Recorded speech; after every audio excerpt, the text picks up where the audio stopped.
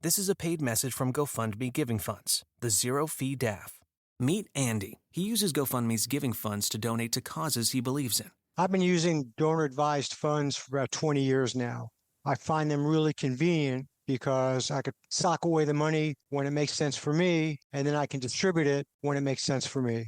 So for many years, I had a donor-advised fund at one of the big financial supermarkets, and I generally donate to 3 or 4 regular charities. And the reason why I moved from that big financial supermarket to GoFundMe was because the GoFundMe fees were zero. So I used to pay a fee every year at the financial supermarket. I don't pay a fee at GoFundMe. And I like where they invest my money while it's waiting to be put to work. Already have a DAF? Transfer it over. We'll cover the DAF pay fees. Start your giving fund today at GoFundMe.com/giving. That's GoFundMe.com/giving. This message reflects one person's experience. It's time for the Larry H. Miller Utah Summer Games at Southern Utah University in Cedar City. Register today to participate in the 40th anniversary season of a Utah sports tradition at utahsummergames.org. Participate in over 50 sports around the state. Then plan to join the opening ceremonies Friday, June 5th, presented by State Bank of Southern Utah. Register today to participate in the 40th anniversary season of the Larry H. Miller Utah Summer Games. Hey! This is JJ and Alex. I made a name for myself, I told you I won't be denied. As you wrap up your day, it's time to get your fix of the teams you live for and the sports you love. This is JJ and Alex on 97.5, the KSL Sports Zone.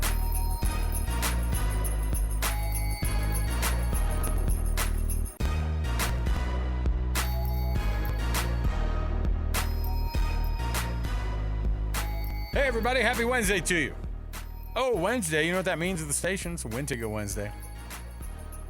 Just thought about that. You know what that means? Our producer Alex Naples is going to get generous at some point during the show and hand out some tickets. And we'll let you know all the details on that. I don't think that they're Mammoth playoff tickets, but my heavens, wouldn't that be fun? I wish.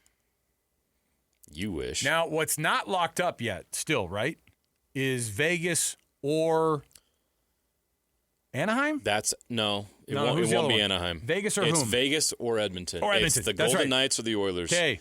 The Ducks lost last night. They're either going to be the third team in the Pacific, or they'll be the W2. Or they'll be the W2. The Kings have made they lost in overtime last night, but they've made a mad run up the standings to close out that lead that the Anaheim Ducks had. So the Kings actually are still alive for the third spot. Look at that. In the Pacific Division. So the Knights, the Golden Knights, or the Edmonton Oilers, I think we all know that. Who would you rather play? 100% it's Vegas. 100%. On top of the fact that we already told people, hey, you could probably drive to Vegas or even fly, get tickets to that game. We looked it up yesterday, right? And it was $80 to get in? Yeah, it was less than for a cup of coffee a day. Remember that old commercials? You could help for just send pennies a day. Send a child to the Utah Mammoth's first playoff series for just $1 a day. Turns into Ted Koppel for you. Yeah. For just $1 a day. I can't do it as well as you. I won't try.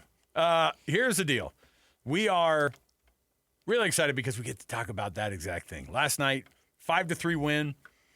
Kirry got that last empty netter. Yeah. I had made a prediction. Do you remember what it was? Cool's 2 goals. Got one. The Mammoth win 4-2. When Schmaltz Cooley got the first goal, and I was like, I'm on my way here. Here we go. But Schmaltz getting 2 goals on the night, phenomenal. So you got 2 goals from one of your stars, or one of your guys that he's just had, it's not even a breakout year. It is a career-making year, right? He signed his big deal. He had more goals this year than he's ever had in his career. More points than he's ever had in his career. That's an awesome story. Goal number 4 was, I'm forgetting in the exact moment. That was Peterka. Oh, that was Peterka's goal, yes. And then goal 5, Alex Kerfoot. 5-3, and with the loss by Anaheim last night, that made it clinched that the Mammoth will be that top wild card spot, which is exactly what we wanted to see. Not only that, the promises that we've heard from management over the past 18 months has been, you know what, we're getting close. We're in one more year of a rebuild. We feel like we can make the playoffs next year, and it's just going to build from there. And that year is this year now. Mm-hmm. And here we are, and they've done exactly the development that they wanted to see as a team. Bill Armstrong has done the exact thing he said he wanted to do, and they're at that spot. Bear Tourney, man, think about how crazy this year is, because we talked about how much does this team feel better than last year's team on a percentage, like night and day percentage-wise? different. Last year it was, how would I describe last season? There was so much excitement about just having a franchise that you had no expectations. There was nothing other than just pure joy and excitement about having it. This year was different because this team was really good. This team was fun. This team sent you on a roller coaster ride of emotions. And I think people here became emotionally invested in this team, attached to its players, and as the team continued to win, became true fans of this team. Now let me bring up a stat that you'll go, huh. That team last year ended the season with 89 points. This team right now has 92. Mm-hmm. 3 points better than last year. Right now, if they lose the next game and they end with 92, and they could very well lose on Thursday because, I mean, not that they will. It doesn't. It's not. The results are irrelevant. Yes, and at some point you want your guys. I mean, but they don't like the Blues, and and the NHL doesn't do the thing where they go, "We're holding you out for the playoffs," and they need some momentum going into Saturday or Sunday whenever they're going to play the Vegas Golden Knights in Game 1. In my head, let's say they lose that game on Thursday, and they only finish 3 points ahead of where they were last year. Then we go, oh, that much of a difference. It felt like the team was so much better. Right.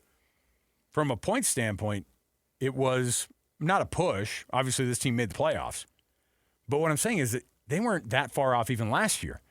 And I think that momentum, you might look at it and go, well, they only improved by 3 or 5 points. They can get 3, 4, or 5 points. Do you know where they really improved? Goal differential. Yes.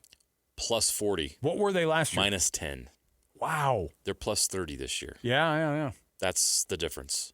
And that's one of the best in the whole league. I think they're fourth in the entire NHL. Or in the West, certainly in the West. But in the entire NHL, I don't know if there are other teams that have. I'll count them up right now. 1, 2, 3, 4. There's 6, just 2 back of the 5th Minnesota Wild. In the entire league. In the entire league. In the entire NHL. So top 6 in the entire league is a very different vibe. Now, here's how it's going to go. The seeding is going to happen however it happens. And we're going to be hoping. I think the Vegas Golden Knights are a team that you want to see because you've seen them. They know each other a little bit. They have beaten them. They've beaten them soundly. They've been beaten by them, but they've beaten the Golden Knights soundly a few times in the last couple of years. Edmonton, they just got their first win over those guys ever as a Utah franchise. And they had to eke it out in overtime. And it was an overtime win. But, man, it was good to get that monkey off the back. But the best hockey player in the entire world comes to your barn after 2 that they play at their place. Things are a lot different. Like, even the Edmonton series feels like, oh, my goodness, you got to get through it. So what happens if Edmonton or whoever the Vegas Golden Knights or Edmonton, let's say the number 1 seed plays Utah, which they're going to do in the first round. Yes. If Utah wins that first series, on off chance that happens, if Utah wins that series, who do they play next? The winner of the second. The winner of the Oilers and Kings / Yes, Ducks. the Kings or Ducks. Yes. They stay in that division, and that is important. And because I think about it and you go, besides Edmonton, I don't think you're as nervous about Anaheim. I don't think you're as nervous about the Kings. I don't think you're as nervous about the Golden Knights. That's true. Now, that's not to say, they're way better than those teams. I don't think that's true either. What I'm saying is that this team has a shot. I immediately, the wild card 1 win, or to clinch that wild card 1 spot, put this Utah Mammoth team in a spot which means that they might not just win 1 series. I think they could win 2 potentially, if it all goes right for them. And if you care a lot about goal differential, there's a reason to believe that this Utah Mammoth team can do exactly that. And if they're top 6, then There's would be only where 3 they teams deserve. in the West that have better goal differential, and they're on the other side of the bracket. Right. And they'd probably only have to worry about one eventually. And if they had to play those guys, it would be in that 3rd round. And one of them would have Western Conference Finals. Can you imagine the Mammoth making the Western Conference Finals in their first playoff I can appearance? because the NHL's that wild. Look, the Vegas Golden Knights made it to the Stanley Cup Final in their inaugural season. Yeah. And That's crazy. Lost to the Capitals. But what I'm saying is that you also understand, too, that the biggest deal of all of this is getting to the playoffs wasn't enough. Getting the wild card 1 spot was the goal, and they got it. And I think it may have earned that win last night, and the way that they played and the clinching that spot may have earned them potentially a first round. I mean, it definitely gives you the best chance to win in the first round of the Stanley Cup playoffs. So there you go. I have high hopes for this team in the playoffs. It'll be fun to watch. I'm interested to see, because you know as well as I do, in my previous life as a not having a franchise in our market for the NHL, my relationship with hockey was very fickle. You know when I showed up? Now. Yeah. And so the playoffs and the Stanley Cup playoffs get wild and they get crazy. That's the only thing I knew. I'm interested to see what level these young guys hit of that wild, playing your butts off, and going crazy in the playoffs is going to look like for this Utah Mammoth team. So they're deep. They feel really good about I think every one of their lines. And it's at different points of the season, every one of the lines have had to show up and do something. The 4th line has had to bail the team out a couple of times. That's great. You don't lean on it, but what you do is I'm interested to see what these guys can do with that, with knowing now that they're in the playoffs, knowing that they have that wild card 1. I want to see what the next gear is for this team, and if that exists. And it's weird, too, because we're talking about, well, that means I guess they didn't play that hard during the season. Well, it's not that any of the teams didn't play hard during the season. The Stanley Cup playoffs just feel different. Let me go even deeper. It took one night of NBA basketball for us to look and go, this is a pretty freaking fun thing. Yeah. Because the basketball mattered. Last night was awesome. The play-in game nights, a lot of times you don't dip into and you go, I don't know, we'll see how this thing goes. And basketball was exciting last night.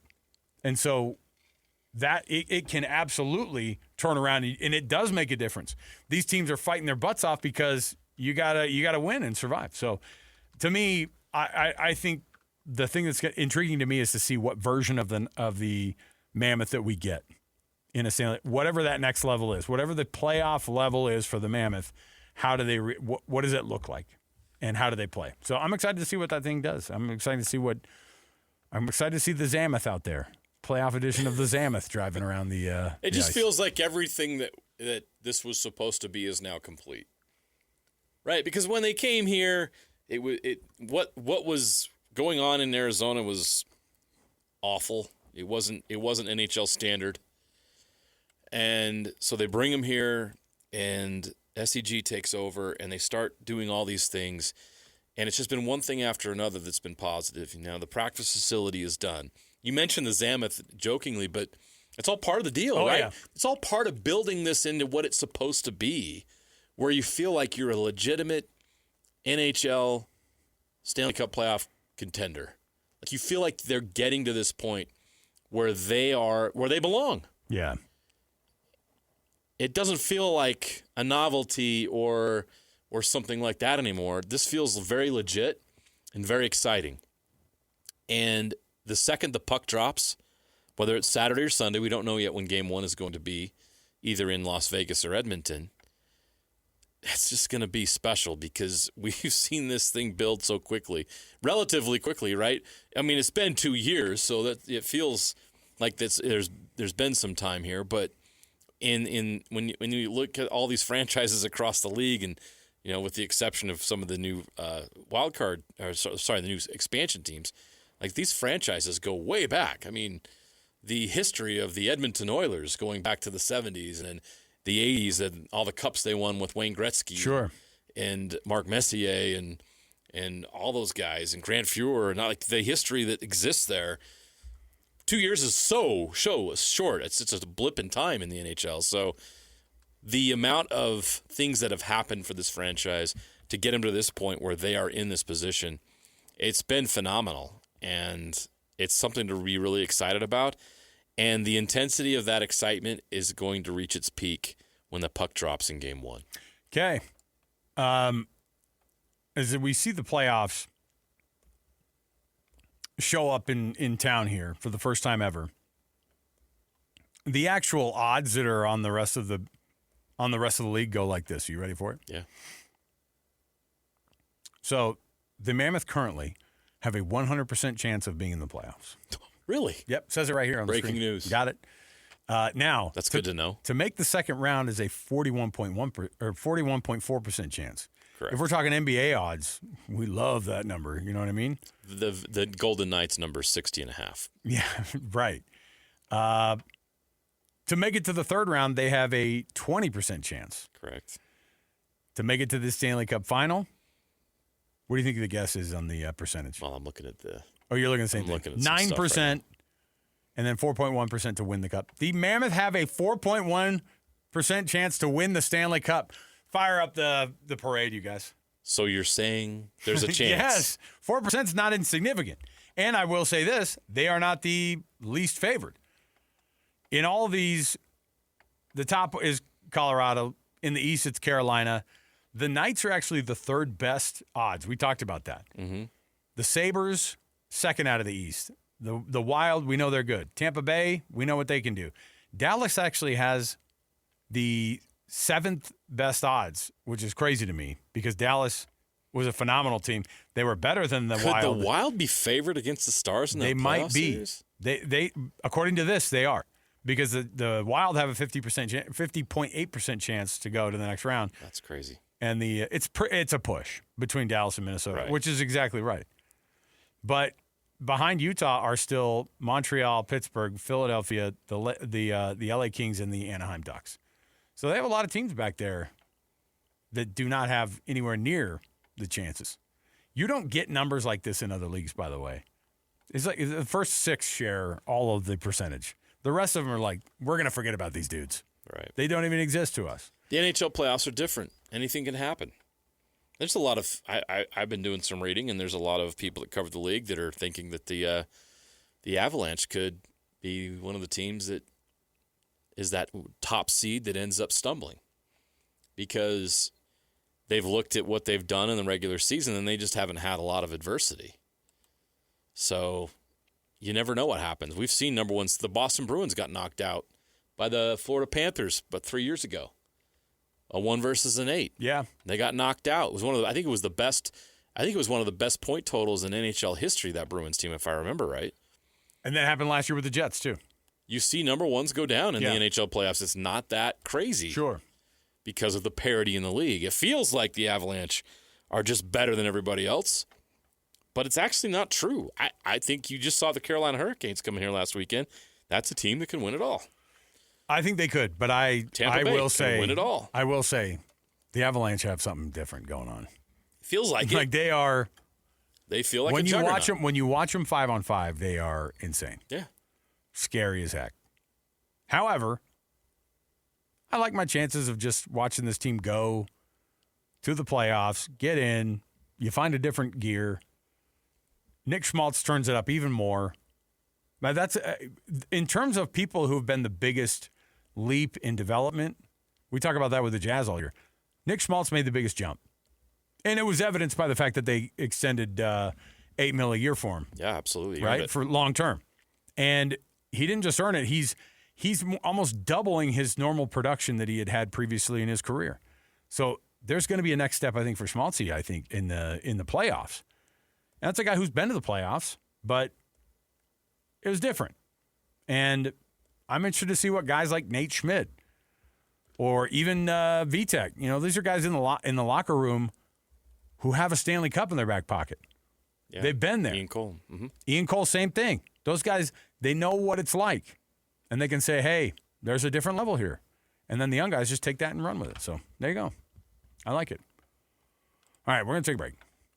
All right, we'll chat. So we'll do some more Mammoth talk at some point during the show just because it's that exciting. We're pumped up to see how this thing rolls out for this team. So they still have game number 82 to play. It's going to be on Thursday. It's going to be over here at Delta Center. It's going to be against the St. Louis Blues. So we'll bring that to you, of course. That's tomorrow.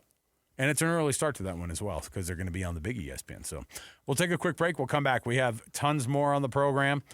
BYU basketball landing a big name.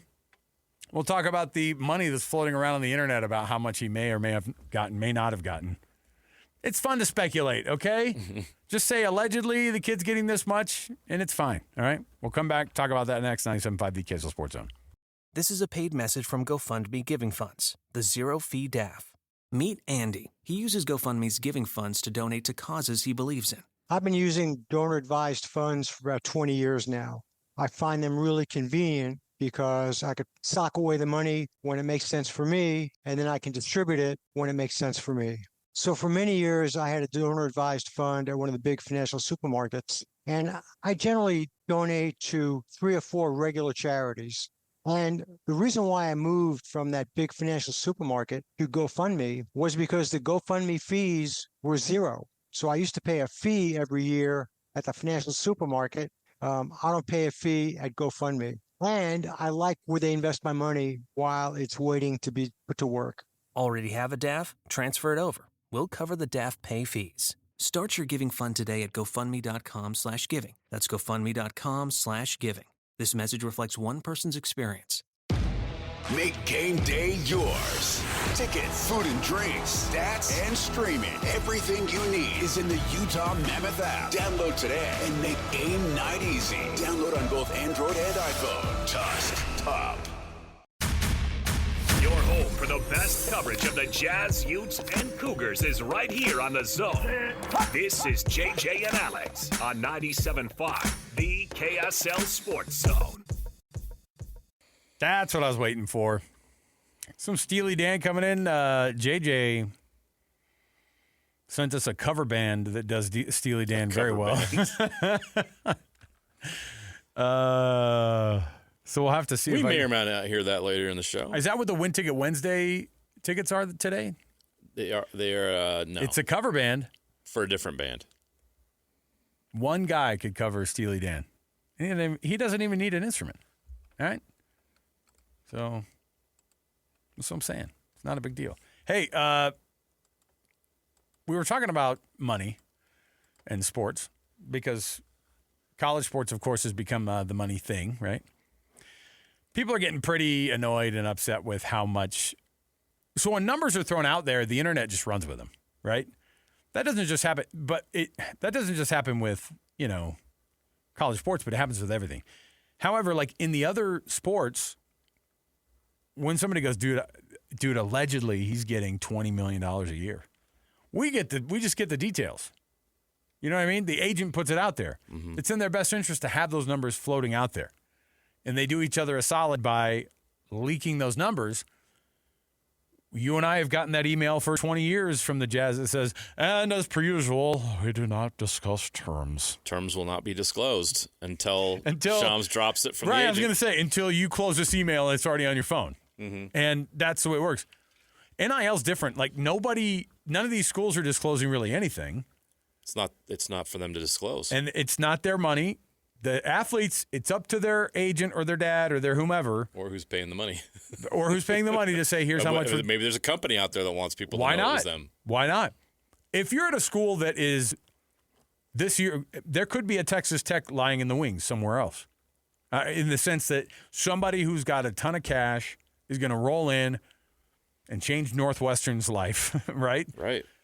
You can't tell me that Indiana got there because Kurt Signetti coaches his butt off. Only. No. I think we all recognize. There's a lot of money that was involved. A ton. Their most famous alum is, what's his name? Mark Cuban. Mark Cuban. And he's been very open about how he just throws money at Bloomington. Says, do what you will with it. Let's go. He's smart about it, but guess what? It's paying off. Indiana, by the way, remember we were talking about this. They had the highest NIL on the basketball floor of any team this year. By a lot. Did not make the tournament. Didn't make the tournament. Not good enough. But that shows you they had the highest NIL on the basketball court, They're not messing around on the football field either now. And now there's a standard with the national championship in the back pocket that makes it different. The money has gotten crazy. This is all a roundabout way to say the number that's floating around now about Rob Wright returning to BYU is a $3 million number. Nobody knows where it came from, and I think that's the dangerous part. Because NIL doesn't have the same type of ways that we find out how these guys are getting paid or what they're being paid, we heard the number what with A.J. DeBonsa? I mean, $4 million is what we seven. It got up to $7 million. 4 to 7. But that may have been outside deals. Sure, and we said the Red Bull stuff. Oh yeah. But we said like $4 million was said out loud, and we ran with it, right? Because there's no way to check on it. These numbers that are being thrown around, it's difficult because I don't know if Rob Wright's getting $3 million. Twitter says so. Your friend in that one chat group says he has a pretty good idea. I don't think BYU fans care what the number is. They care that he's back. That's what I was going to ask you is, did BYU do the right thing by bringing Rob Wright back at a pretty, let's say it is a steep price that they may have been able to use on somebody else to come in? Is Rob Wright the answer for bringing that team together? All indicators are Rob Wright is beloved in the locker room. Yeah, a locker very room popular guy. there. Loves the teammates. Kevin Young loves him. Kevin Young loves him. If it's a high price, knowing what his game is like, do you like the Rob Wright move to BYU to stay? Short answer, yes. Let me give you the long answer. More complicated, yeah. So, I don't blame Rob Wright at all for testing the waters, because he's probably not going to play in the NBA. Probably he's going to be a killer player in Europe. Maybe he wants to go the G League route. I don't know. But the money that's available to him right now may not be there forever. So you go out there and you try to maximize your earning potential at this point where you're the most valuable you're ever going to be as a basketball player. This is why NIL is great. This is why this is awesome. Sure. Because it's opened the door for these young people, men and women, to be able to do this. So it's awesome. Now, BYU fans panicked, and I get it. Losing Rob Wright after everything else that's happened would have been pretty devastating. And the reaction from BYU Nation tells me BYU Nation wanted him back because him leaving sent shockwaves through the fan base. People were panicking. Oh, my gosh, Rob Wright said he was going to be back. Why is he leaving? There were a lot of names that left. There were some BYU fans that got a little upset about it with Rob. So because Rob said he was going to come back. I don't blame him one bit for what he did. So what happens is BYU has a number, and I'm sure they gave it to him, and they said, this is what we want you to come back for. We can't go any higher than this. And I'm sure they, let's say hypothetically, they learned from what they did last year. They have to balance the payroll. They got to spread it out so they can create depth on this roster instead of being a three-headed monster like they were last year. And if one of the heads gets hurt, you're screwed, which is exactly what happened in their season last year. And they had their depth. Not only did they not have depth, the very little depth they had underperformed, didn't get it done. And that's why all those guys are gone. All of them. From a points per game standpoint, losing Rob Wright would be extremely difficult. He's a playmaker. He's a point guard. He makes the whole thing work. He's your coach on the court. You can't afford to lose Rob Wright, but that was the situation. So what did Rob Wright do? He went out and tested the waters. And the one school out there that really, really wanted him was Kentucky. So much so he went out on a visit. And I've heard, and I've also read, that the people around Rob Wright wanted him to go to Kentucky. Can you blame him? Kentucky. It's Kentucky. Ooh, I love it. Juicy. If you're an old head like us, they're the bluest of the blue bloods. We were saying this is like, who's more blue than Kentucky? Kansas, Duke? You could just say, you could just have a kid walk in. North Carolina, have the debate. You have a chair at midcourt at Rupp Arena, and you go, you want to sign today? Like, let's get it going.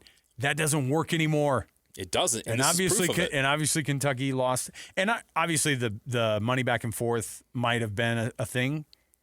So apparently the money wasn't what they camp had hoped. Well, we heard that before, haven't we? And when the money wasn't, it didn't blow them away. Rob was like, I don't want to leave BYU. I'm going back to BYU, and that's what happened. Once he got there and they found out the money wasn't what they had hoped it was going to be, why leave what you have at BYU for a similar number? I would love to have been a fly on the wall. I would have loved to have been a fly on the wall when Mark Pope opened his phone and saw that he'd picked BYU and he's in his office? What may or may not have been said?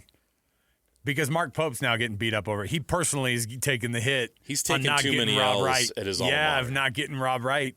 You can't steal Rob Wright from a team that's 5 minutes from being a mid-major. Yeah, That's how Kentucky probably looks at BYU. I'm sure, because they looked at them and they go, well, they were a mid-major until, 2 years ago? These guys are brand new to this. That's the way they think about it. And then they look and they go, we don't lose recruiting battles to BYU. Well, guess what? In the NIL era, you do, and you just did. That's what I'm saying. And that alone should be one of the indicators that I think college sports is still going to be okay. Whether or not the kids' GPAs are going to get better or worse over the future, over time, looking at it from a pure competition perspective, we're spreading talent around, even though it feels like we are concentrating it with the rich teams. That hasn't been the case. You have teams who spend a lot of money on big rosters. Think about what Texas Tech did, though. They invested so much. What was the highest paid position group in their locker room? In the trenches. It was the defensive line. David Bailey. And it was one dude, but it was all of those guys. We're making tons of cash. And most people would go, oh yeah, throw money at a bunch of defensive linemen. Sure. Well, I'm going to use it for the running back, for the quarterback, for this tight end that's coming in, because I heard he's going to be awesome. And he was third team all ACC a year ago before he tore his ACL. We're going to roll the dice on him. And having the money has made it possible for them to even have conversations, to have kids that would never go to their school ever. BYU has won the transfer portal battle for Rob Wright now twice. That means they've had to back up the Brinks truck in some form twice for this one kid. Shows you that Kevin Young doesn't just think he's a great kid and loves him. He thinks that he's going to improve as a basketball player, and he's a great basketball player, and he's going to improve this team. Kevin Young isn't going to sign a guy up who they go, it's not our style. That's not the style we want to play. If Rob Wright wasn't a fit chemistry-wise, and I'm just going to come out with it, like if Rob Wright was a turd, like they wouldn't bring him back. Yeah. Rob Wright is not that. Rob Wright was exceptional. Rob Wright is their point guard. Some of these guys that Kevin Young wanted him back 100% badly. It's a great point because and they welcome him with open arms today. You saw the quotes. There were people that hit the transfer portal from BYU's roster that didn't get a text that had an offer to them. You know what I mean? Right. Or there are guys that were in the exit interview and they go, man, it's been awesome. I don't know if I see a place for you going forward. Right. And then they hit the transfer portal. It looks like them that are wanting to leave, but they have to have that hard conversation. Coaches have to do that. Kalani Sitake has to have that conversation after spring. In some cases during the summer. Maybe even as you know, they have to have these conversations with guys and go, hey, we're having a hard time picturing where you're going to be effective on this team. I'll read the quote from Kevin Young today that he shared with the announcement. Rob is the best point guard in college basketball. Bold. He believes it. He is poised to lead our team as the floor general and help be an extension of our staff. I'm looking forward to continuing to coach Rob and help him develop his game. Be an extension of our staff is pretty wild. That's a big compliment they're paying to Rob Wright. Yes. He's not just a basketball player. He's an extension of their staff. That's how much they trust him out there. Yeah. That's how important it was for BYU to retain Rob Wright. They got it done. Best point guard in college basketball? We can have a discussion about that. Of course. But the effect that it'll have in the locker room and with these players, there's no question what that's going to be like. And you're bringing in a bunch of young guys or you're bringing in a bunch of new guys. Having to explain what BYU is to a brand new transfer who's not LDS from another school, who's taking a flyer on BYU, that's a hilarious conversation to have. Okay, so here's the stuff that you're going to be scratching your head about. First of all, you're scratching your head. Your hair's too long, by the way. Right.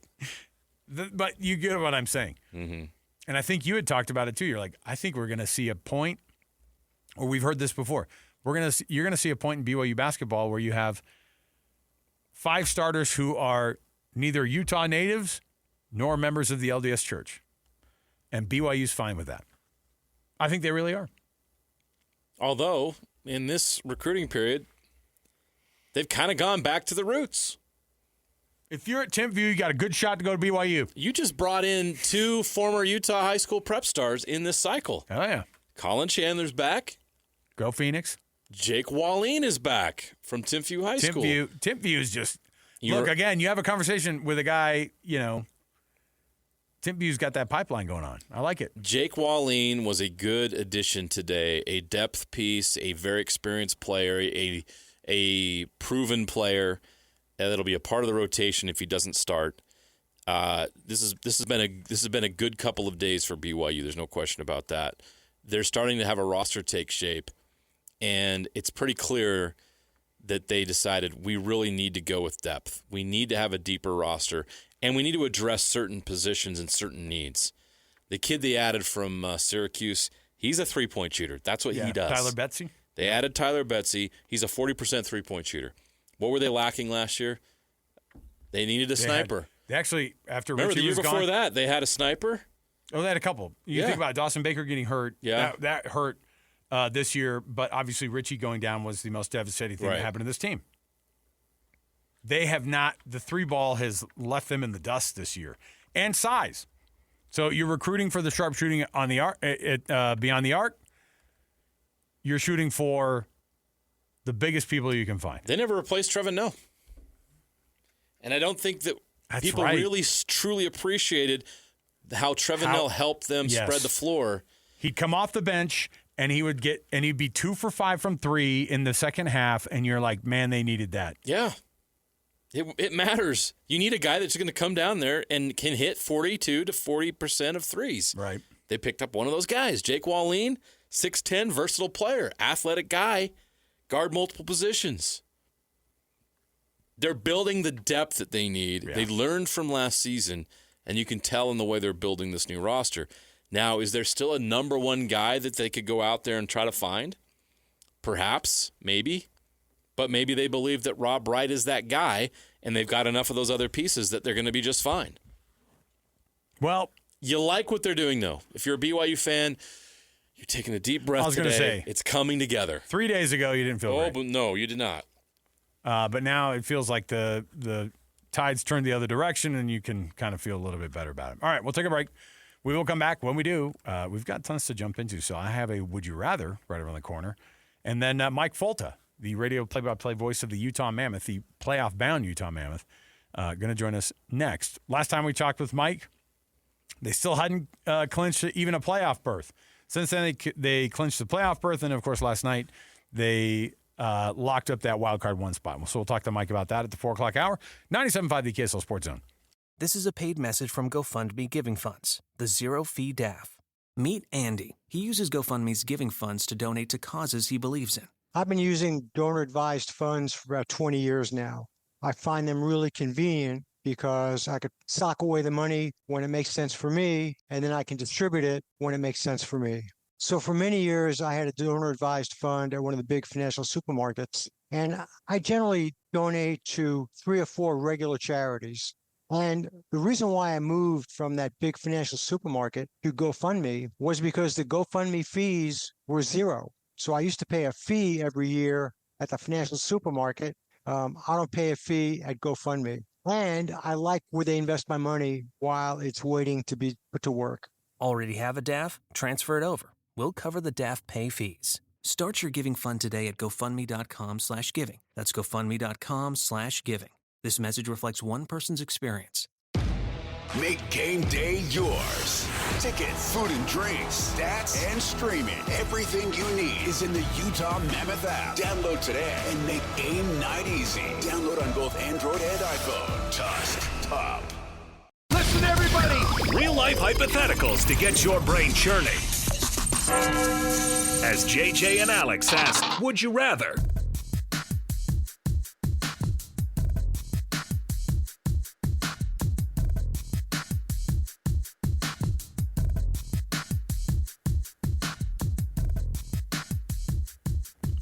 Welcome back, everybody. 97.5 the KSL Sports Zone. This is JJ and Alex. I'm Alex. He's JJ. So I was looking at I don't know if you saw this, but Brian Kelly got real for a minute. Opened up his heart. The same way he did when he was doing social media stuff with his players. Turning on the Southern accent, all that stuff. Yeah, same guy. Yeah, he knows how to get real. That's that's a genuine human being. The authentic dude, Brian Kelly, that we've come to love. Yes.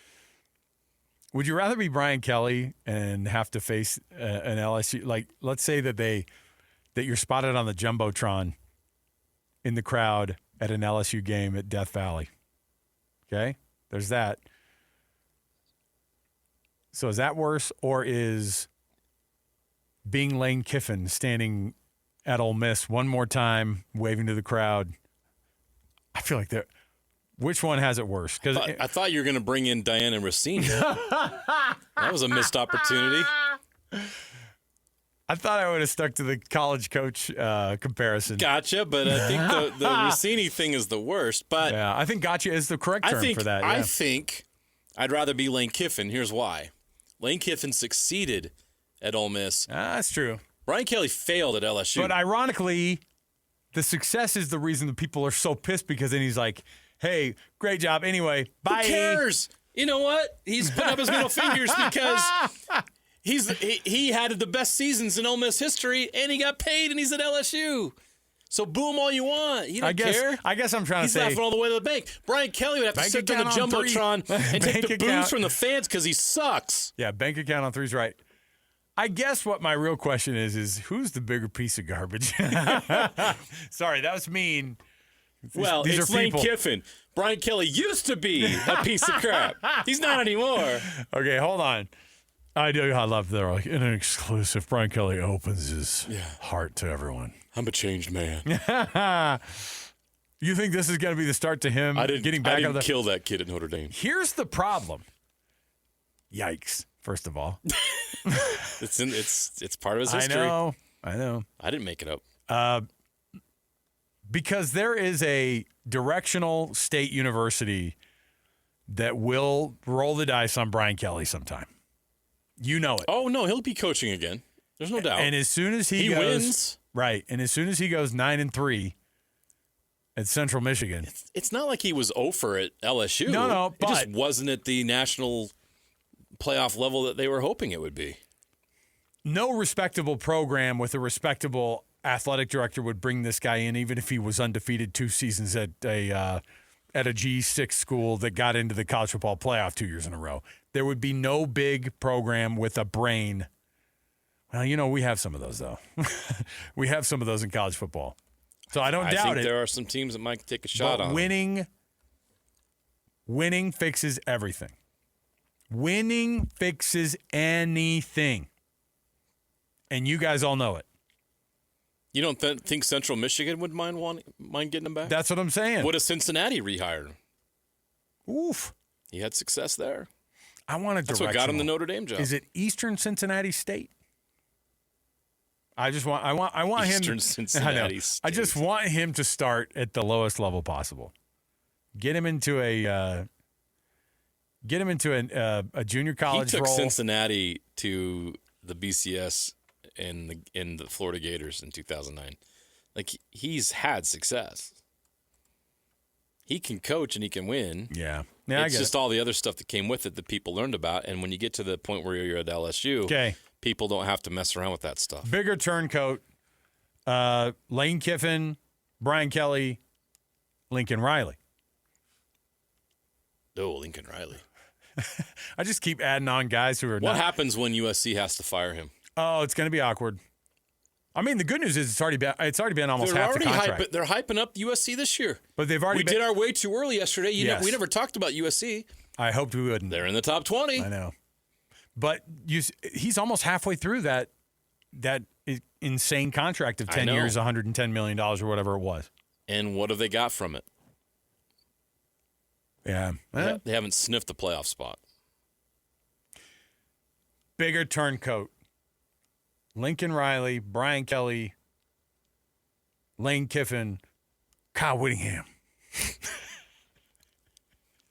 I'm not I just wanted to rile some people up. Lane Kiffin. I just always think of that. I'll always think of the one line in the email that was sent to Kyle Whittingham from Mark Harlan. With some of the disappointing actions from last week. It was like that, and the thing where he said, hey, included in this letter is a check for $21.4 million. If I'm Kyle Whittingham, that's my favorite part. I would have just torn up the rest and just walked out the door with that check. But that part about, disappointing him and the university and the fans and all that, it's always going to have a place in my heart for some of the awkwardness. Because I want Michigan and Utah to play in something. Heavens. Oh, my gosh. Please give us a bowl game. Please give us a bowl game. Can you imagine a Michigan-Utah playoff game? I can. Both teams have the ability to be good enough to play one another at a high level in a big bowl. I don't want it to be the Poulan Weed Eater Bowl. I don't want it to be the Tony the Tiger freaking Sun Bowl. Are they out from underneath that Pac-12, the bowl stuff? No, it's one more year. You told me that the last 2 years. I'm freaking telling you. Read the fine print. You should have read the fine print. Notre Dame got us again. But, Michigan and Utah in a big bowl, I will take it all day long. A garbage bowl, fine. If they're both 8-4 and they have to play each other in the Outback Bowl, I'll take that too. I just want to see the matchup.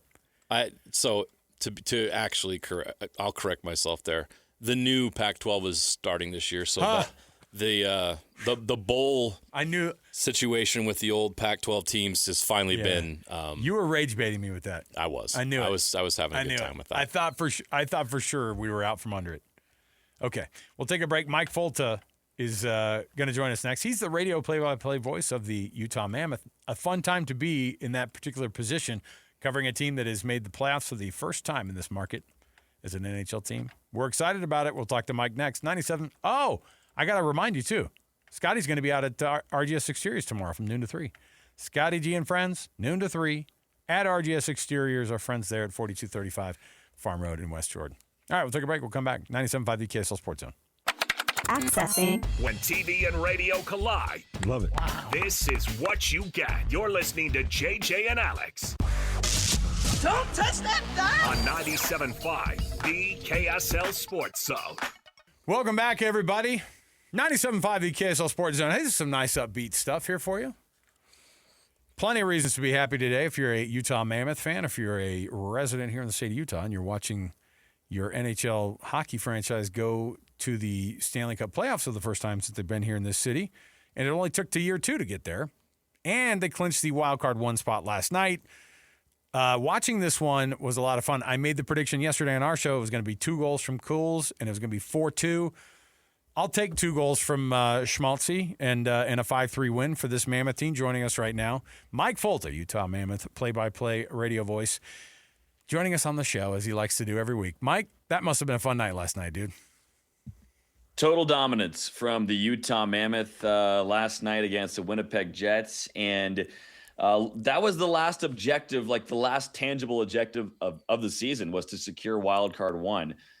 Utah still has another game tomorrow against the St. Louis Blues, but there was still seeding to play for, and Utah showed up and just totally annihilated a Jets team that has had a tough go this season. I think they'll be back maybe next couple years, but the Mammoth are dancing, and now they know what seat they're sitting in on the train to the postseason. Boys, it's first class.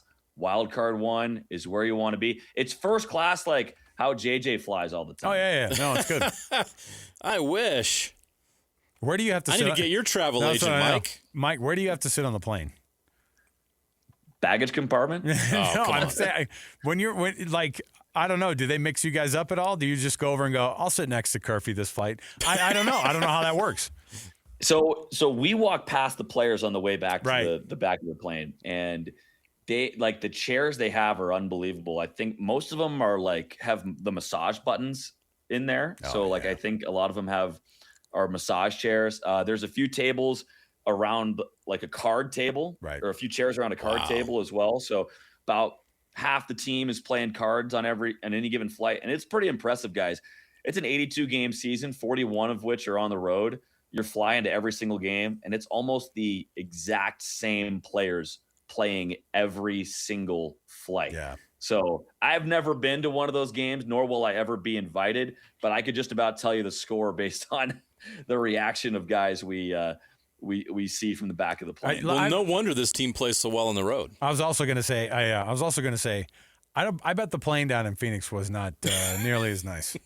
But that's neither here nor there. Probably Frontier Airlines. we're focusing mostly. You got to pay for your carry-on. They have to sit on each other's laps. Mike, I do want to know about this team with the clinching last night that they did of that wild card 1 spot. We went through, and I think we talked a little bit about what the Pacific, path would be, and still, like you said, the seeding is going to matter over the next couple of days of what they're going to be able to see in the first round, and then also potentially what the second round would look like. Is there a possibility? Is there a ceiling for this team in this playoffs? And was it improved because they got that wild card 1 spot?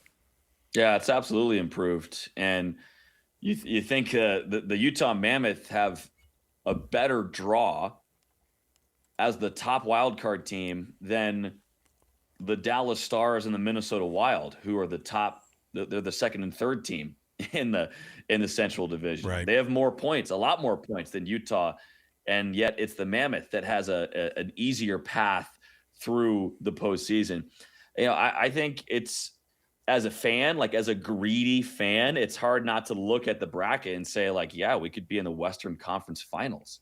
And I don't think we have like odds or even analytic numbers for the Mammoth in their first round series against whomever it may be. But I think the odds are going to be pretty close. Like, whatever the analytics say, it's going to be pretty close to 50-50 that Utah wins their first round matchup. And then whoever they play in the second round, it's going to be close to 50-50 again. So you do that math, guys. You take a half times a half, you get a quarter. That means it's a 25% chance for the Mammoth to reach the Western Conference Finals. You take those odds, my friend. You take those. No doubt about it. And look, we don't want to get too far ahead because there's still some business that has to be taken care of tonight with Vegas either winning or losing tonight. But we've talked about it. The odds favor Vegas. They're up 2 points. All they need is 1 point tonight to make that happen. So let's assume Vegas is that opponent. As you start looking at that matchup, why do you like Utah's chances in that matchup? Well, I like Utah's chances against Vegas because the Golden Knights have been searching for goaltending all season. Their head coach currently has coached them for a total of 7 games, I believe it is now. They've got one more. John Tortorella took over for Bruce Cassidy with 8 games left in the regular season. Carter Hart has stepped in to be their goaltender as of late. I'm not sure if he's going to be their number 1 or not when they hit game 1 of their playoff series. But I think for the goaltending reason, you feel decent about Vegas. Also, guys, the Mammoth are 2-3 against the Golden Knights this year. And it's a 5-hour drive down there to Vegas. There's going to be a lot of Mountain Blue at the Fortress. Especially when you can get in for $80. Well, and the Mammoth have played really well in that building dating back to last year. There was a game where Utah was struggling last season around Thanksgiving, and they walk into the Fortress and they beat the brakes off of Vegas 6-0. And that was a better Vegas team.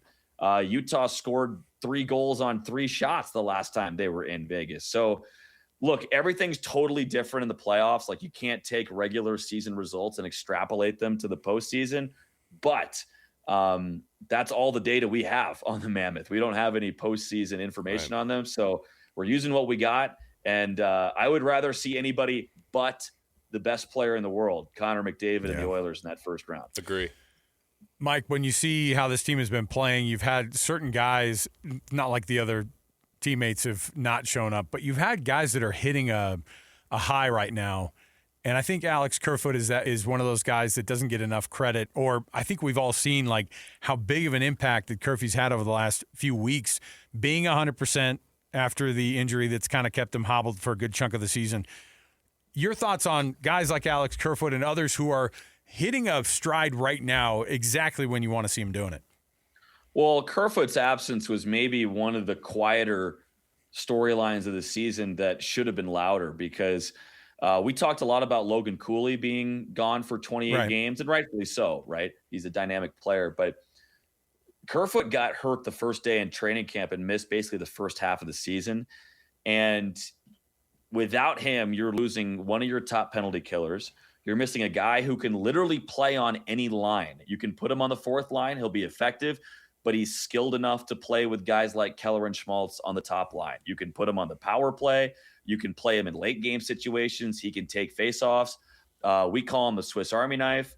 Bear has called him the brains of the operation. He's a Harvard guy too. Yeah. He married a Harvard grad. So like he's got the brains on him, but he is so valuable to this team. And even when he came back in the middle of the year, he wasn't quite 100%. Because remember, guys, he didn't have a training camp. Like he didn't have any build up to the season. He just parachuted in and was playing against the best hockey players in the world.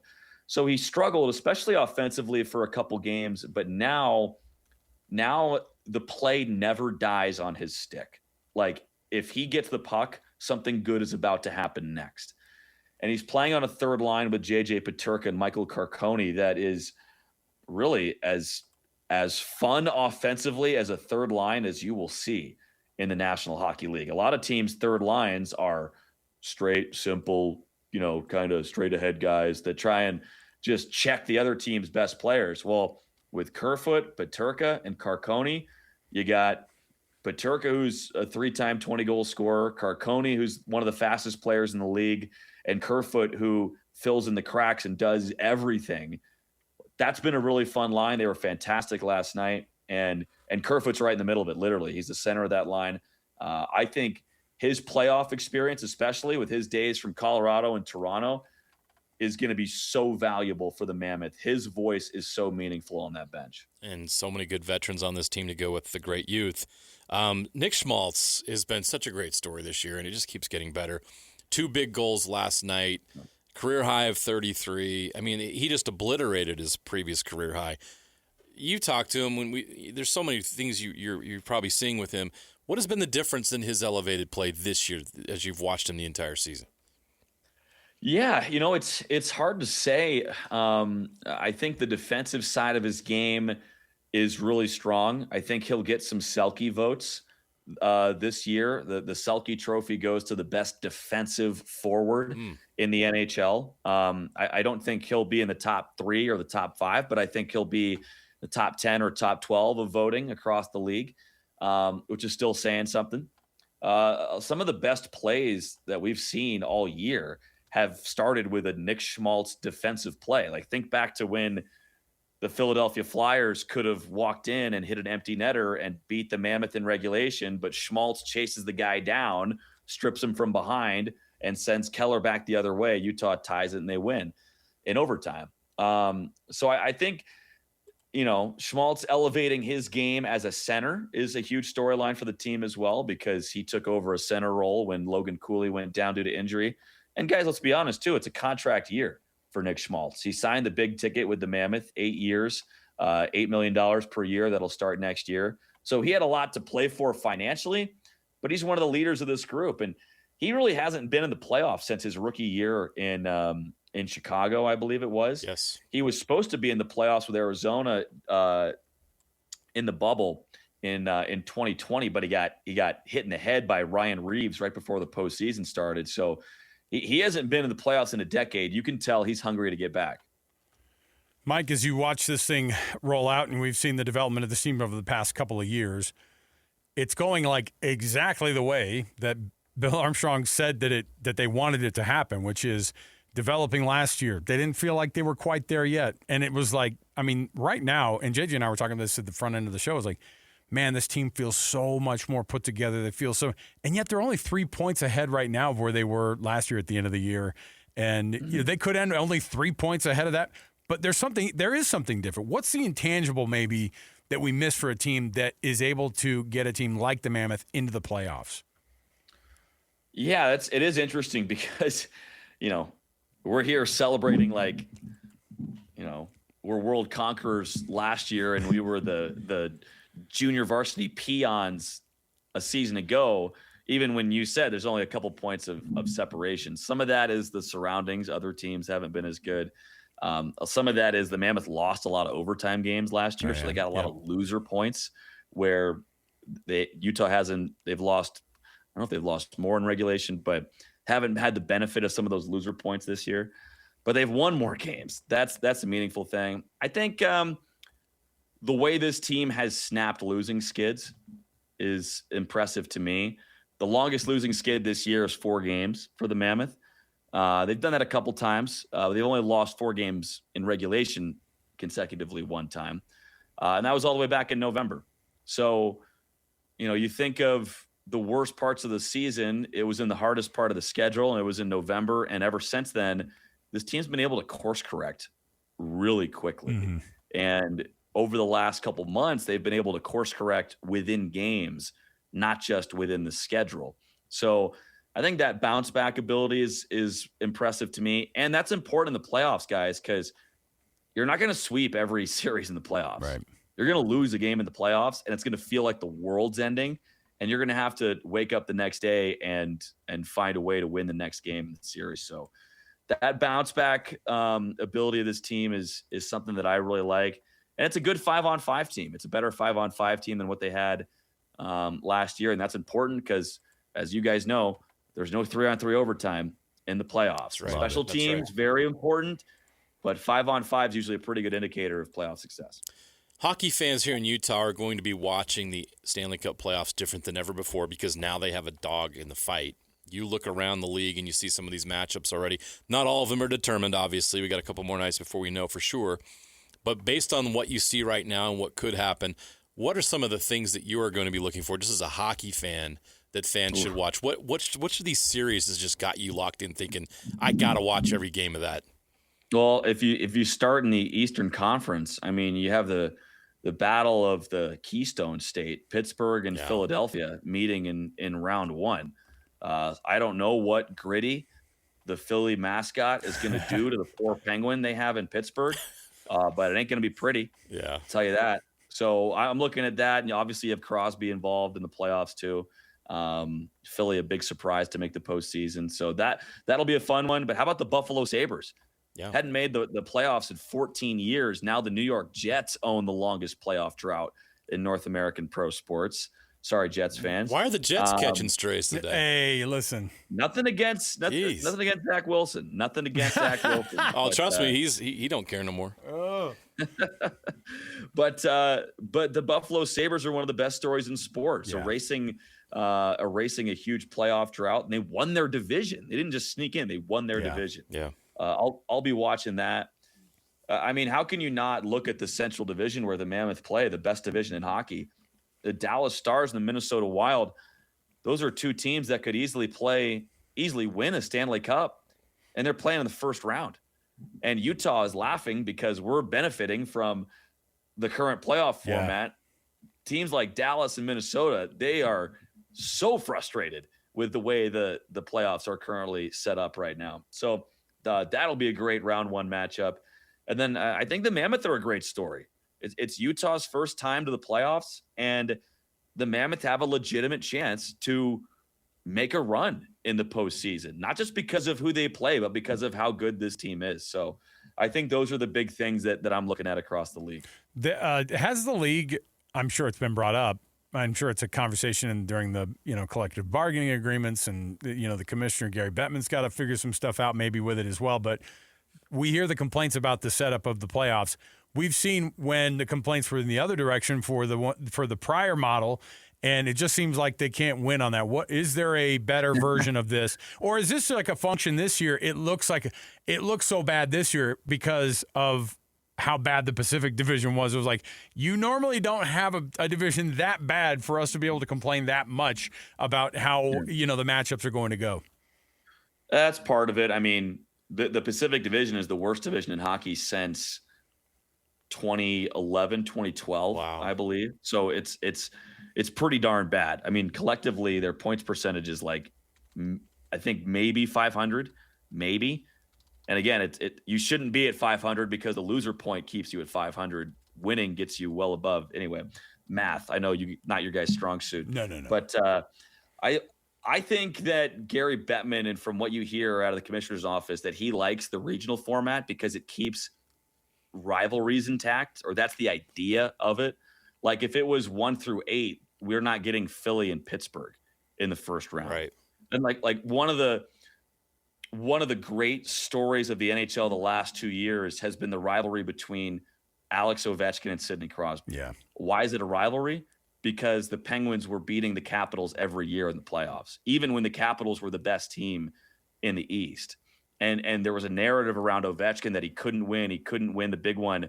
And then they finally get past Pittsburgh and they do. So that's a regional rivalry that would go away in 1 through 8 or 1 through 16. So that's why they have it. And in hockey, we get rivalries because of the playoffs, right? Like you play 31 teams during the regular season. It's really hard to organically create rivalries in the regular season because you're playing everybody. But in the postseason, when you repetitively run into the same team and play them in 7-game fistfights, that's when we get rivalries like Florida and Tampa. Like, yes, they're state rivals, but that rivalry is born in the postseason. And Tampa was so good for so long, and they pushed Florida around that it forced the Panthers to say, you know what? We're tired of getting pushed around. Get in here, Sam Bennett. Get in here, Matthew Tkachuk. And what do you know? Boom, the Panthers go to three straight Stanley Cup finals. And so you lose that regionality if you go 1 through 8. Yeah, and I get that, and I understand the logic behind it. It's just last year we had Tampa Bay and Florida in the first round, and you could argue that the winner of that series was going to win the Cup, and that's kind of what happened, right? So do you see the league revisiting this anytime soon, or do you think the commissioner's he's going to dig his heels in on this? Yeah, I think – look, I'm not in the commissioner's office. I'll say that. I'm just repeating what I hear from Elliot Friedman's a great reporter with 32 Thoughts with Sportsnet. Yep. So I get a lot of my hockey insight on the commissioner's office from him. He's my bug in Gary Bettman's office. But from what you hear from the commissioner, who we've met, by the way, he's been to Utah several times now. He loves it here. He like when he thinks he's right, which I get. I relate to that. And here's the other thing too, guys. If you want to win a Stanley Cup, you're gonna have to beat a good team somewhere. True. Right. And like Dallas and Minnesota are complaining about playing each other in the first round. Well, you'd have to play each other sometime. They're both Western Conference opponents. Like if it wasn't the first round, it'd probably be the second, or if not that, then the third. And maybe from a business perspective, you complain because you could lose out on revenue, but you can't get to the Stanley Cup finals without beating at least one really, really good team. Mike is a hockey guy though, and what would kid Mike Folta be thinking now to be able to call for the first time ever some playoff hockey here in the state of Utah for an NHL team? Don't screw it up. It's you think of. I think of like the highlight reels I would listen to as a kid or when I was young in the industry, and like these Hall of Fame moments. And I think there's definitely an onus on the broadcaster to make it special. I tell you what, guys, though, I think there's an onus on the broadcaster to get out of the way too. Oh, yeah. And there are times when the Delta Center is chanting Veggie's name where I just shut up. And Ben Russell, our engineer, just turns the crowd mic up, and you just hear the Delta Center chorusing out the name of a Mammoth player. And so it's gonna be a big responsibility. It's one I'm looking forward to, but there's gonna be a challenge to rise to the moment, but there will also be a challenge to get the heck out of the way and let the Delta Center and let the atmosphere tell the story for itself. Well said. Mike Folta, radio play-by-play voice of the Utah Mammoth, joining us right here, JJ and Alex. Hey, Mike, have a great call tomorrow on Game 82, and then we're looking forward to the rest of the way to, and hopefully some long playoffs or many playoff games you're going to be able to call, man. Thanks for hanging out. Thanks, Mike. We'll see you guys on the plaza. Catch you later. There you go. Can't wait. Mike Folta, everybody. I love how he's a little bit nervous. Don't screw it up. It's awesome. He's phenomenal at his gig, by the way. No, he's done a tremendous job. Pluck a guy out who, as far as I know, didn't have any NHL experience. Rockford, right? He was the minor league hockey guy, leagues. But he's got an awesome voice, and if you've ever listened to his call, you're not lagging at any moment. There's no, what's the score? Just say the score, dude. And we've seen that before. You're like, I haven't heard the score mentioned in 14 minutes since I've been tuning in. The first thing you do when you tune in, if you're not, you want to know what the score is. Give me the score. Yeah. All right.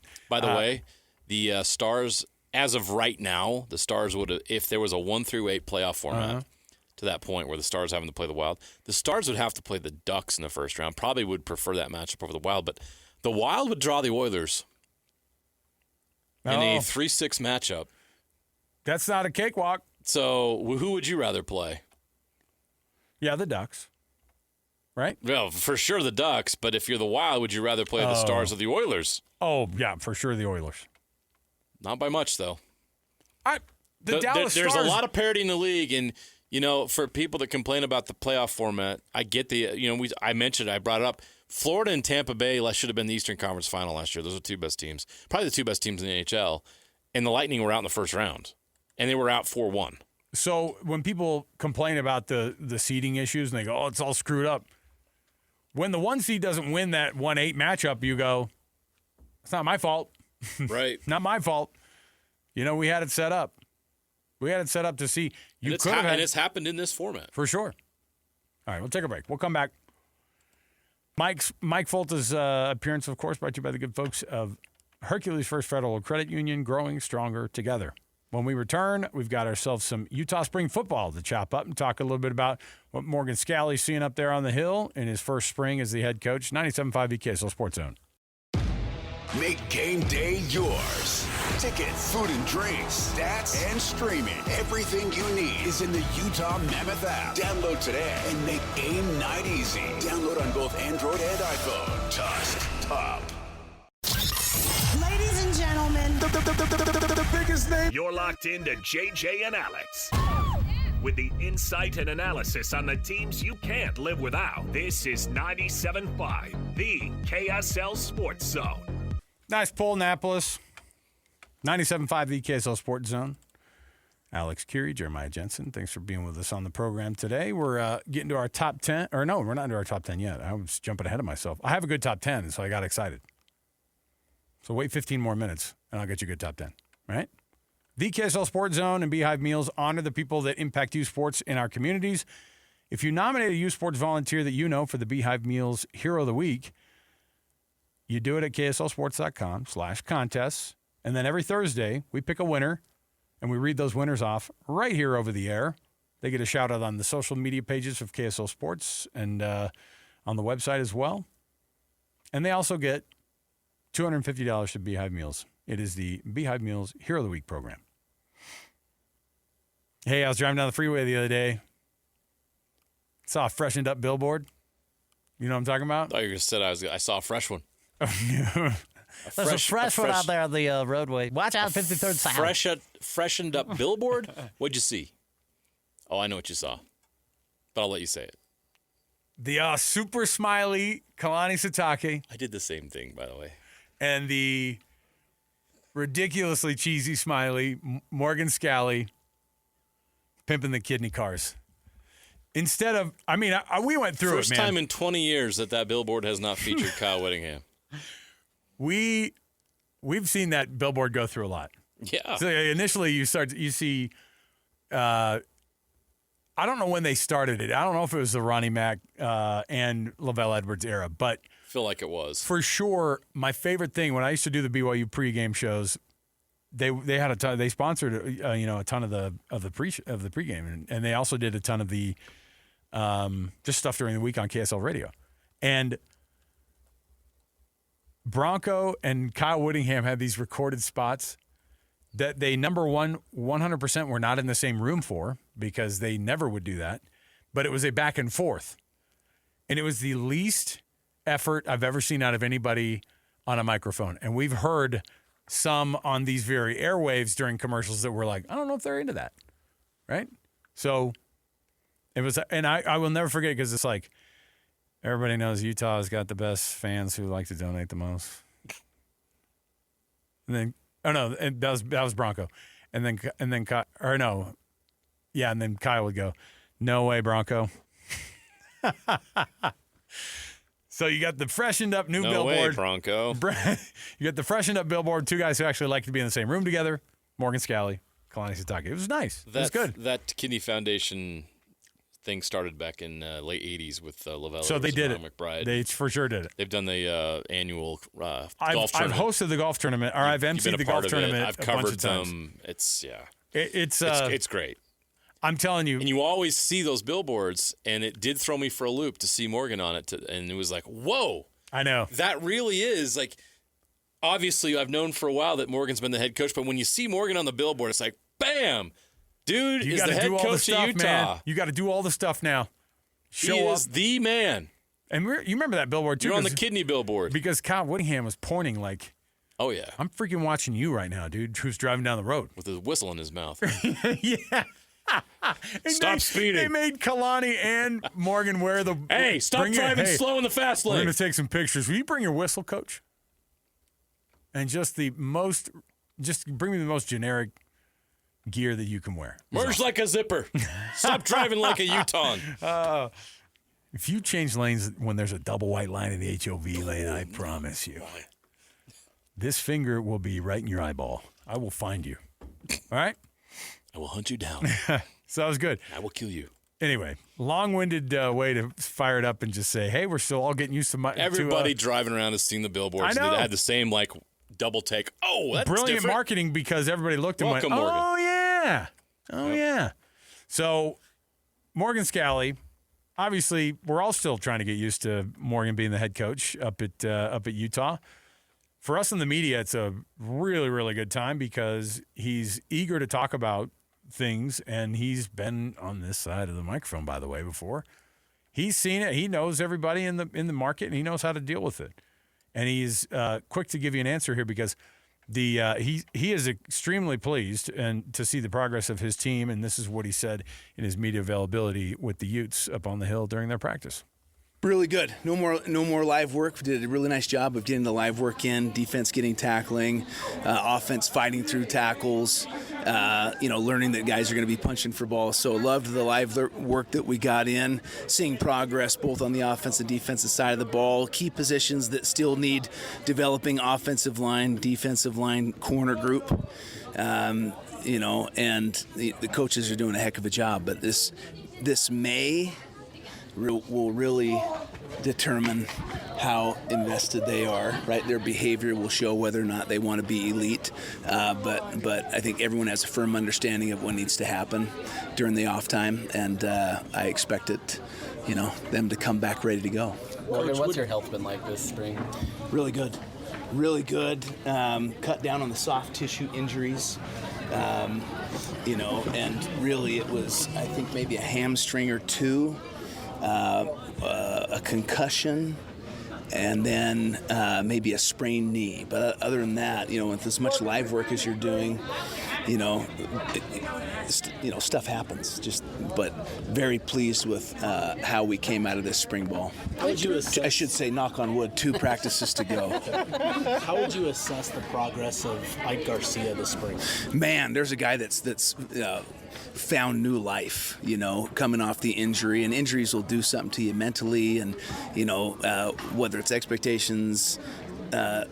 I'm just happy that he is finally, seeing success, believing in himself. He's getting, and he's always gotten great coaching, but he's finally getting to the point where it's clicking for him, and he's playing well at multiple positions along the offensive line. So we expect him to be a big contributor this season. Which group have you seen have the most growth this spring so far? I would continue to say the offensive line, and just because you're talking about a brand new crew having to work together, having to communicate together with a new offensive line coach. You come out here and you can see some situational work where you're not really trying to game plan versus each other, so things may look one way, but I'm very pleased with the progress that our O-line is made, and still a lot to go. But and I would say probably the corner group as well has been a very nice I wouldn't say surprised, because Sharif's always done a great job of developing those guys, but very pleased with how that group's coming to shape. For that offensive line, obviously nothing can replicate live work. How do you kind of help them improve in the offseason as they gel and do everything they need to for fall? Well, a lot of it is if you want to move weight out here on the football field, you have to move weight in the weight room. So that's continued development in the weight room. It's, working together during your off time a little bit. But ultimately it's, are you taking care of your body during the break? Are you ready when you come back? Because there's still development that needs to happen in June and a little bit of July. But I'm excited for what's to come. You have a sizable amount of freshmen out here this spring. Who has maybe exceeded your expectations this spring so far of the freshman group you have? Obot, but you expected him to do some really good things. Who else do we have at freshman? Marcus Bell, PJ Talkie, Dylan Waters. Yeah, love them. All of them. Yeah. I don't know. I got to watch the film, They're all making progress. I mean, in terms of I would say Kelvin is the guy that, you're saying, you have to be good for us, and that's pressure on him. But he's dealt with all pressure his entire life, up until this point. So I'm excited. Those younger guys, and Bell, you mentioned him. That's a guy that you put a challenge to, and he's going to attack it. You gotta have better hands. You see him out here every single day catching the football, right? Relentless in pursuit of improvement, and I love that attitude. And PJ is a star on the rise. So I appreciate you guys. Excited for the Fan Fest too, for fans to be able to meet these players, meet the new coaches. That's going to be a fun event. See, I think when coaches do the scrum thing, it's always better, because you know how you're shaking hands, kissing babies? Shaking hands and kissing disgusting media members is also what happens. That's the football version of that. Because when they go, gosh, I always love when a coach does that when you're in a scrum and they go, you guys, thank you so much for your work that you do. And everyone's all, no problem. The stifling print guys, anybody who's sitting there, when they go, thank you guys so much for being here. Well, there's some places where coaches yell at these guys, so I'm sure they enjoy that moment. Well, and at that school, the relationship prior with the coaches they had prior to this, I won't mention any names, but he didn't like these kinds of things, okay? So there you go. Michigan fans are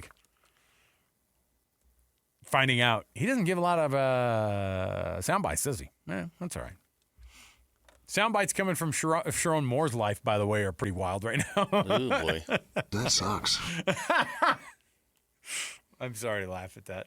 But when you played the Whittingham, that sucks. As I mentioned, Sharon Moore, that was brilliant.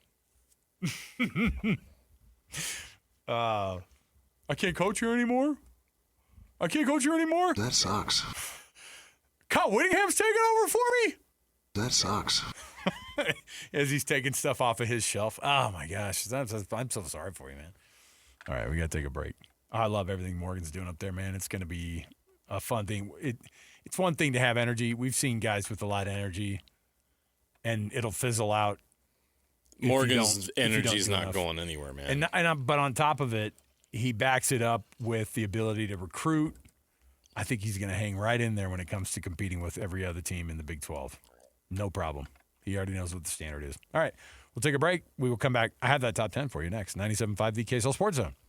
This is a paid message from GoFundMe Giving Funds, the zero-fee DAF. Meet Andy. He uses GoFundMe's giving funds to donate to causes he believes in. I've been using donor-advised funds for about 20 years now. I find them really convenient because I could sock away the money when it makes sense for me, and then I can distribute it when it makes sense for me. So for many years, I had a donor-advised fund at one of the big financial supermarkets, and I generally donate to 3 or 4 regular charities. And the reason why I moved from that big financial supermarket to GoFundMe was because the GoFundMe fees were zero. So I used to pay a fee every year at the financial supermarket. I don't pay a fee at GoFundMe. And I like where they invest my money while it's waiting to be put to work. Already have a DAF? Transfer it over. We'll cover the DAF pay fees. Start your giving fund today at GoFundMe.com/giving. That's GoFundMe.com/giving. This message reflects one person's experience.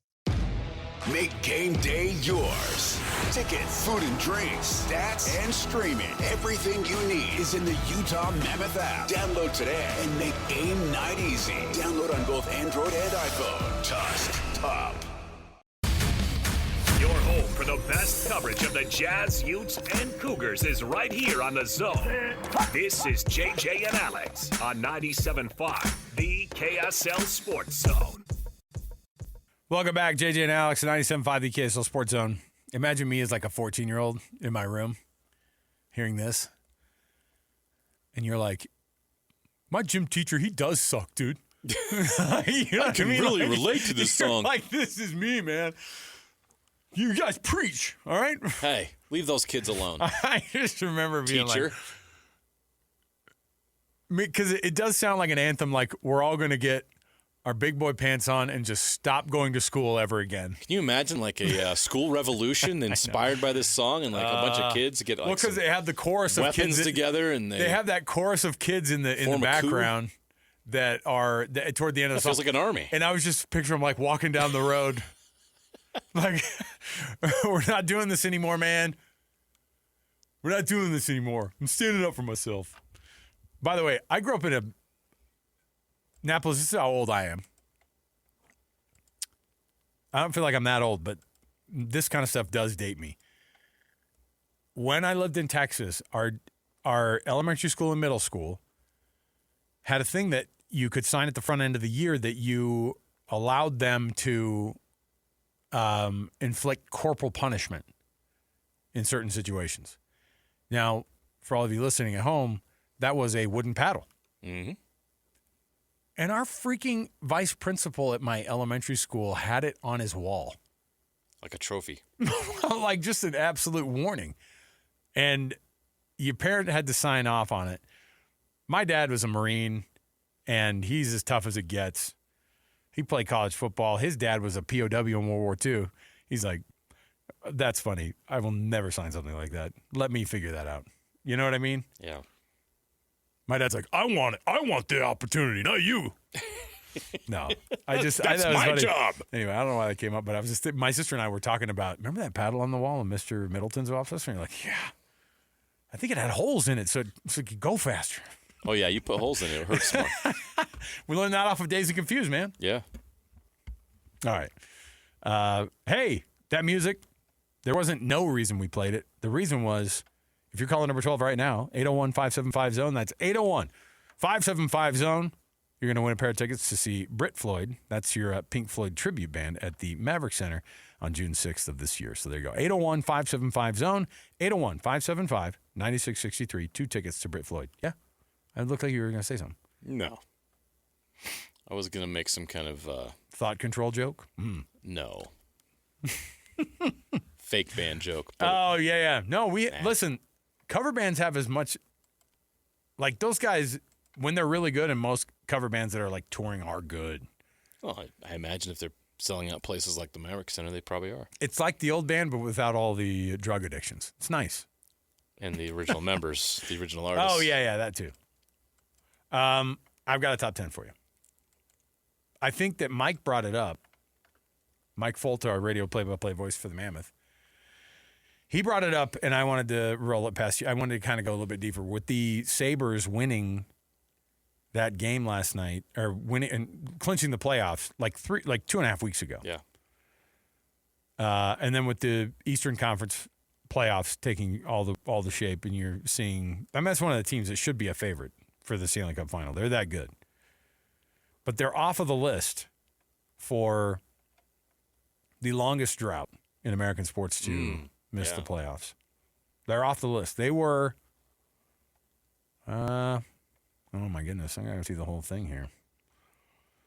You got to do it by the full sports. I have them in individual sports here, but I'll just, we'll stick to it. We'll do all of them, and I'll give you a ding or not if you're right. So I have in front of me the list, the now updated list of teams who've missed the playoffs. Okay. For the longest amount of time? For the longest amount of time. Currently. Okay. On your mark. Get set. Go. Jets, Cardinals. Ding. Wait. Ding. Nope. Wait, what Cardinals are you talking about? Arizona Cardinals. No. St. Louis Cardinals? No. I was looking There's at something another else. Cardinals? No, I had a different. No, you I'm said a confused. name. It's not. They're not on there. I said Chicago White Sox. Mm-hmm. No. It's not your Mariners. No. Angels. How dare you? Ding. Yeah, that hurts for a lot of people around here. Mm-hmm. Let's go NBA. Washington Wizards. Ding. Okay. Who else in the NBA? Charlotte Hornets. Ding. Okay. New Orleans Pelicans. No. Okay. Go back to the NHL. Who hasn't been in there for a while in the NHL? Gosh dang. Who could it be? The Sharks. Ding. Dang. I'm doing good. Uh-huh. Doing good. Okay. MLB. A's. Hold on. Let me get there. Dang it. Who else would be a long-time loser? Marlins. Oh. Not on there. Okay, you ready for the different sports? Sure. The 4. I didn't really do a 10. They're top 4 Sure. in every sport. Okay, Ready? we'll go top 4 in all Hornets 4 are the worst. 9 seasons. Yep. Spurs 6. Trailblazers 4. Spurs are 6? Yes. Whoa, You wouldn't have said the Spurs because we just think about they're wasn't amazing. On mind. But It's then we been go 6 years. Oh yeah, I guess it's been a while. Yes, 2019 their last playoff. Okay. appearance. Trailblazers Wizards tied with 4 the seasons. Blazers. How about the Blazers and the Hornets are prop? Ooh. No, the Blazers just clinched the playoff spot there last you go. night. And the Jazz will replace them on the list for next There you year. go. Oh wow. That's not a good thing. The Blazers just ended their drought. There you go. The Hornets Good for might them. do it on Friday. Yeah, they will. I think they will. Angels, Pirates, Rockies, Nationals in that order. Pirates, Rockies, yes. Jets, Falcons, Colts, Saints. When you said Colts? Yes. 2020 was the last time they did it. Falcons. 8 seasons. The Jets, 15. The Falcons have been out of the playoffs for 8 years. You bet. Red Wings. Oh, yeah. In hockey. They did it again this year, too. 9 seasons. It's going to be 10. The Red Wings. Ducks, Sharks, Blackhawks, Blue Jackets, Flyers. There you go. How did I not Did miss a we chance miss to any throw of shade at the Blue Jackets? The NBA one, when I saw Spurs, I was like, he's gonna. There's no way I would have got We would have never guessed it because we just assumed the team is good now, and there we are. Yeah. You know? But they had to go through it a little bit. Gosh.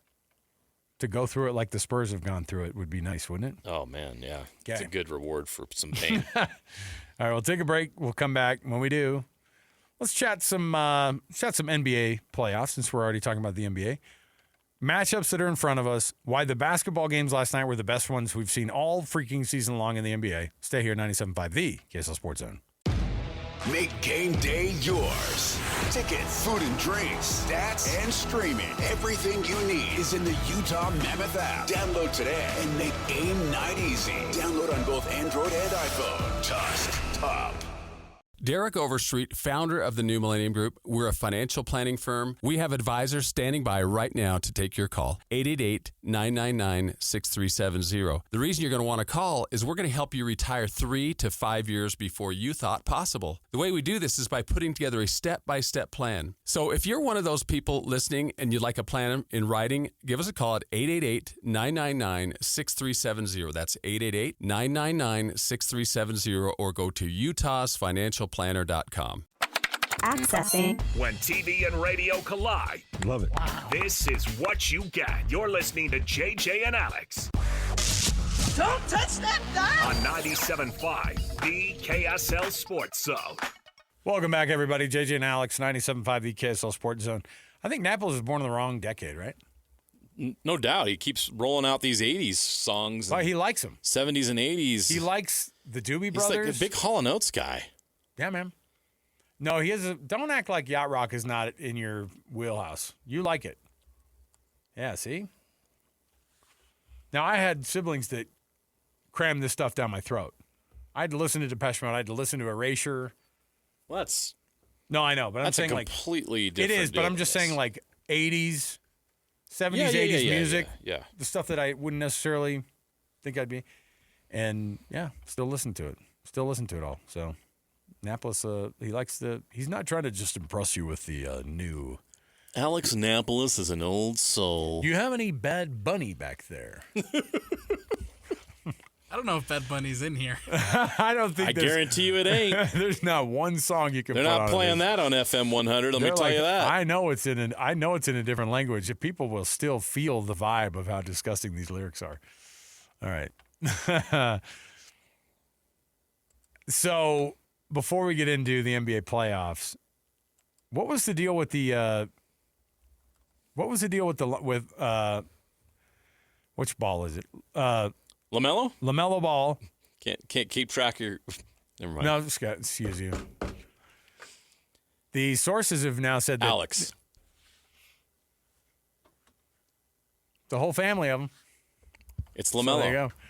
LaMelo, you saw the trip on Bam Adebayo. You saw Eric Spoelstra get pissed. It was dirty after the game. Yeah, he should be. Yes. Your best player got knocked out of the game. And that's never. Your season's on the line. Yes, that's never good. And he clearly grabbed him. So they're. I got hit in the head. I wasn't sure what's going on. I just love it. It was break. like, I know. I love that they're doing an investigation. I'm like, this is one of those NFL quick reviews, by the way, right? Where they just go, quick review up in the booth. It's a touchdown. Quick review up in the booth. LaMelo Ball sucks. Yeah? Yeah. I mean, we already know. We saw every angle. You can't hide from it. So you can investigate all you want, NBA, but I think we know what the reality is going to be. And I just thought it was interesting because you have all these you have all these players who are. I mean, the Hornets are on the verge of breaking that streak of not going to the playoffs. If you would have told me they haven't gone for 26 years, I would have believed you. I know. I mean, that's how bad they are. And the Hornets need to button it up, get it figured out, and I'm all about it. We've got the playoff bracket, the NBA playoff bracket sitting right in front of us here. Now, by the way, the Hornets franchise, the one that's currently the Hornets in Charlotte. Yes. Any guess on when the last time was they won a playoff series? Is Muggsy Bogues on the team? Checking the roster right now. Did Grandmama play back then? Larry Johnson did a stint with those guys, right? He was not on the team at the time. He had gone on to the Knicks at this time. All right, I'm going to go Stacey Ogman, P.J. Brown, Eldon goodness. Campbell, Baron Davis. That was like Baron Davis. Remember George Lynch? All right, I'm going to go. Jamal Mashburn was on that team. I'm going to go 2000. Eldridge Rickasner. I'm going to go 2009. David Wesley. 2009? Oh, way farther back than that. 2002. Boom. Nailed it. 0102 Charlotte Hornets. Baron Davis will throw you off because Baron Davis played in this league for 47 years. Right. He played in a long time. I'm trying to find myself based on his career. Yeah. Early Baron Davis was early 2000s. That guy freaking played forever, man. Of course, remember the Charlotte Hornets moved to New Orleans and became the New Orleans Hornets, but the current Charlotte Hornets also claimed that era before that, and then also claimed the Charlotte Bobcats era. It's very complicated and confusing. Yeah, they're the Browns. Or the Browns become the Browns again. Exactly what that is. The Browns were the Browns. They're what the Seattle Supersonics are going to be someday. How dare you. So they beat the Orlando Magic in the playoffs in that year. And the Magic were Tracy McGrady was on that Magic team. The Magic were just about to fall all the way. Patrick Ewing was on that Orlando Magic team. Yeah, they were about to fall right off of the cliff because they had that one shot with Penny and Shaq. Yep. And it didn't work out. So the Hornets are moving on. It's been a minute is the point. Hornets are moving on. Interested to see if... Not moving on yet. They're not moving on yet. I guess they have to win another game. They got to win.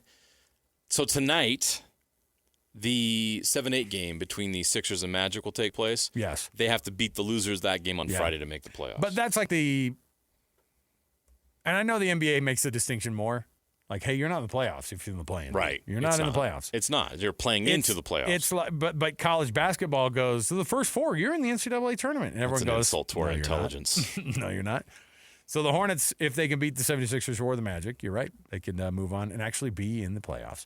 And I think that would mean that they would play the 2 seed. Sorry. Yeah. Who are you asking about? The Hornets. Would they play? No. So if the Hornets win on the highest the Hornets can get is 8. So they'd be the winner 1-8 of the matchup. 7-8 game tonight gets the 7 seed. They'll be the 7 seed. They would be the 8 seed. They would have to play the Detroit Pistons. Okay, let's just make an assumption here. Or not, let's just do the thing like we fill out brackets regularly, where you just, the first four, you go whoever gets through. So in the East, the Detroit Pistons versus whoever comes out of that 9-10 matchup, 7-8 matchup, all those. Pistons versus whom? Pistons versus, let's go Hornets. Okay. And they roll. Okay. Easy. Cavs, Raptors. Ooh, You're Cavs. 4-5. Cavs win that series. I like it. Knicks, Hawks. That's going to be tough. Knicks are going to get a battle from the Hawks. I like the Hawks. They got some really good talent on that team. Trae Young's a great guy. But you know who their coach is? Oh, wait. Quinn Snyder. Hasn't fared well in the playoffs, let's just say. So that'll be interesting. Does Trae Young look and go, does he look longingly at these and go? It's like the superhero laying in bed. Yeah. Staring at the staring at the Wolverine picture or Yeah. whatever it is. Or Wolverine staring at, I don't know whose picture he's staring at. But. Yeah. And then whoever's in the 2-7 with the Celtics, who comes out of that one? Celtics. Okay. Celtics roll. And you said the Hawks are going to give him a fight, but you still think the Knicks are going to go on? 6 or 7 game series. But the Knicks go on. Knicks move on. Okay. It's a top 4. It's a top heavy East. Okay, let's go Cavs, Pistons. I'm going Cavs. Ooh. Interesting. Now, don't hate it. I love their roster. They added James Harden. Darius Garland was a good player, but he was never available in the playoffs. I think the Cavs are stronger. I think they have better depth. I think they have shooting. The Pistons are a great story. The Pistons can't skip steps. They're not ready yet? And skipping that step would be this year, and I don't think they're ready for it. The Cavs are ready for that. I think Donovan Mitchell has heard all the criticism, and the pressure's on him, but he has a good supporting cast to help alleviate some of that pressure. They have a lot of size. They have a lot of shooting. I like the Cavs in that series. Eastern Conference Finals already featuring the Cavs, according to JJ. Celtics and the 7th seed, you had the Celtics moving on. Celtics, Knicks. Celtics get revenge this time and beat the Knicks. Eastern Conference Final, Cavs, Celtics. Celtics. Okay. Some fun at the top of your bracket, then we went chalk at the bottom. Yeah. Celtics the Celtics are better than everybody by a mile. I don't hate that. Now that Tatum is back healthy, I don't hate it. It's the Celtics to lose. All right, so whoever is going to be the 8 with the Oklahoma City Thunder. Thunder and the 8 seed. They're going to roll. It's going to be probably the Suns. We'll find out who plays the Suns in that playing game. The Clippers play the Warriors tonight. I think the Clippers roll easily. The Warriors are not good. Yeah. But I think that the Suns are better than the Clippers, which is crazy that the Clippers would, again, not make the playoffs this year. Suns, Thunder roll in that series. No pun intended. Lakers, Rockets. For your 4-5. That's fun. This is hard. This is fun. This is one of the best, if not the best, matchups of the first round of the playoffs. Honestly, the injury to Doncic and to Reeves makes it to where the KD LeBron thing actually is going to be even more magnified. It's hard to bet against a team that has Luka right now. If Luka's 100%, I'm all in on the Lakers in that series. If not, then the Rockets have a chance. But as good as the Rockets' young core is, what can Kevin Durant give them right now at this point in his career? Obviously still great, but they also got LeBron. So I feel like LeBron and KD kind of wash out. Can the Rockets players, Şengün, Amen Thompson, and others outshine Luka, Reeves, etc.? I don't think so. I think the Lakers win that series. Okay. Now we're down to the 3-6, which is your Nuggets and Timberwolves. This is sneaky one of the best series of the entire playoffs. This is great, and we've seen this before. Yes, we have. And the Timberwolves have gotten the best of the Nuggets in the past. I don't think that's going to happen this year. Jokic is locked in. Murray's healthy. That's a big factor. Murray is healthy, and the Nuggets have depth this year that they haven't had the last couple of seasons. It's crazy that the Timberwolves could lose a first-round playoff series with Anthony Edwards, with all that talent and all that money, one of the most expensive payrolls in the league, but I think that's what's going to happen. The Nuggets are ready to roll. I think they have something to prove. This is a team that not long ago won a championship, and they think they can do it again this year. I'm going Nuggets. Spurs versus whomever comes out of the Spurs, Blazers. Spurs, Blazers. Spurs win that series. Okay. But the Blazers are a problem. Yeah, no, they're playing Denny tough. Avdija, if you did not watch last night, Denny Avdija is awesome. They've got, you've got Drew Holiday, I love Drew Holiday, who's one of the best vets in the league, experienced winner both in the NBA and in the Olympics. They got a lot of nice pieces on that team, and when they get Damian Lillard back next year, they're going to be a force. But the Spurs. We talked about not skipping steps, but they've got Wembanyama, which gives you a pass. Okay. Spurs Nuggets. Nuggets. Oh, you don't like these teams that are trying to skip steps, do you? It takes time. Even the Thunder 2 years ago got to that point. They won their first-round playoff series, and then this is where it ended for them. The Nuggets are a proven playoff team, and playoff basketball is different.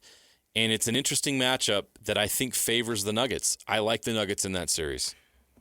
Thunder Lakers. Thunder roll again. Look at you. Western Conference Final between the Nuggets and the Oklahoma City Thunder. 7-game series, but the Thunder win it. Oh! It's going to be a war. Think about how great that series is going to be in the Western Conference Finals. Yeah. Thunder and Nuggets. For sure. Ooh, boy. Exciting stuff. I look at it and I go, I don't see. To me, like we diss the East all the time because it sucks. Because it kind of sucks. But at the very least, like I think a Knicks Cavs or the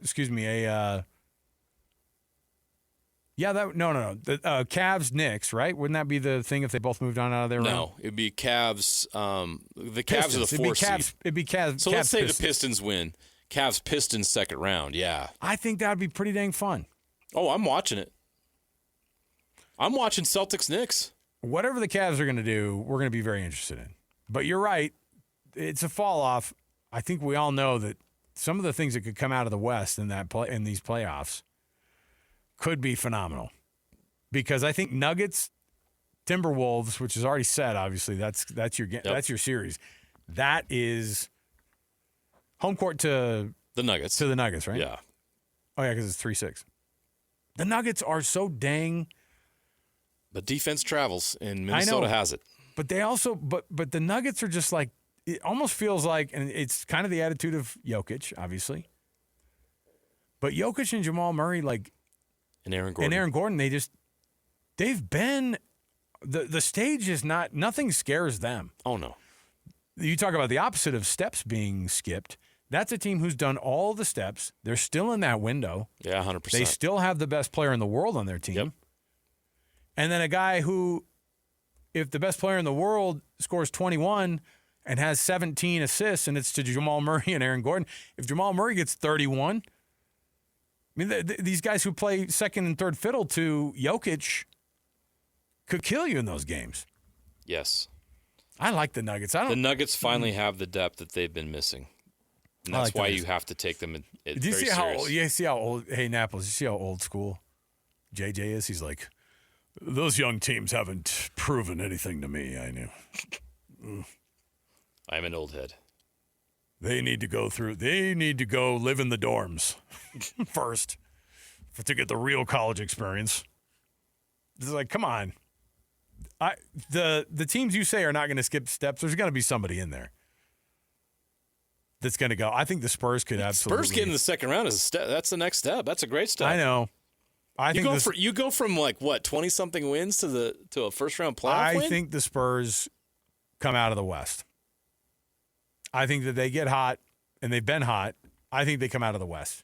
I mean, we act like they go to these games and go, oh, suddenly I don't know what to do with my hands. What do you do? Look, they won 60 games in the regular season. The playoffs are different. See, that's old guy. Old head. Playoffs are different, man. It's just different. I don't want to see the analytics. Don't show me the analytics. I don't care. It's different. I've watched a lot of basketball, so there's a certain way you got to do things, and it's just the NBA. It's just different. Don't skip steps. That's their new motto. All right, we'll take. I have no idea. What is the deal? What's the deal with the NBA playoffs? What is a Knick? What is that? I don't understand the name of the team. I cheer for the Knickerbockers, and I have no idea what that is. Did they used to play in Knickerbockers? Why don't they anymore? Pant? I'd love to see it. Is it a shoe? What is the deal with the Knicks pants? I will say, B-movie is underrated. Okay? Jerry Seinfeld has. I can tell you have 7 kids. Is a triumph. You talk about Jerry Seinfeld and B-movies, which you come up with. Did you see that guy who tattooed the entire script of the B-movie on his back? What? Yeah, oh yeah. It's awesome. Check it out. All right, we'll take a break. We'll come back. I'm shook. That makes no sense. I know. How do you end a segment like that? Just like that. Why in the world would you do that? We've got NFL Blitz next, 97.5 The. Why would you tattoo that on your back? Derek Overstreet, founder of the New Millennium Group. We're a financial planning firm. We have advisors standing by right now to take your call. 888-999-6370. The reason you're going to want to call is we're going to help you retire 3 to 5 years before you thought possible. The way we do this is by putting together a step-by-step plan. So if you're one of those people listening and you'd like a plan in writing, give us a call at 888-999-6370. That's 888-999-6370, or go to utahsfinancialplanner.com. Make game day yours. Tickets, food and drinks, stats, and streaming. Everything you need is in the Utah Mammoth app. Download today and make game night easy. Download on both Android and iPhone. Tusk Top. All the latest news and notes from the league and the locals in the NFL. JJ and Alex bring you the NFL Blitz on 97.5, the KSL Sports Zone. The NFL Blitz music, it gets me. I love this music. All right, I'll say what I think about this Rossini Vrabel thing in just a second, because that's what caught my eye just for a minute, and it made me chuckle. Humans are funny. Humans are weird. And the way that we handle it is very strange. Hey, this hour brought to you by the good folks at Trajan Wealth, TRAJAN Wealth.com. That's Trajan Wealth. For all your trusted local needs in retirement, TrajanWealth.com. All right, so we'll start there with the off-the-field stuff. I'm convinced that having a misstep like this of Diana Rossini and Mike Vrabel being caught, obviously in some kind of a more than just friendly relationship. An encounter? Yeah, more than just friendly relationship in Sedona, Arizona. Good for them. Fine.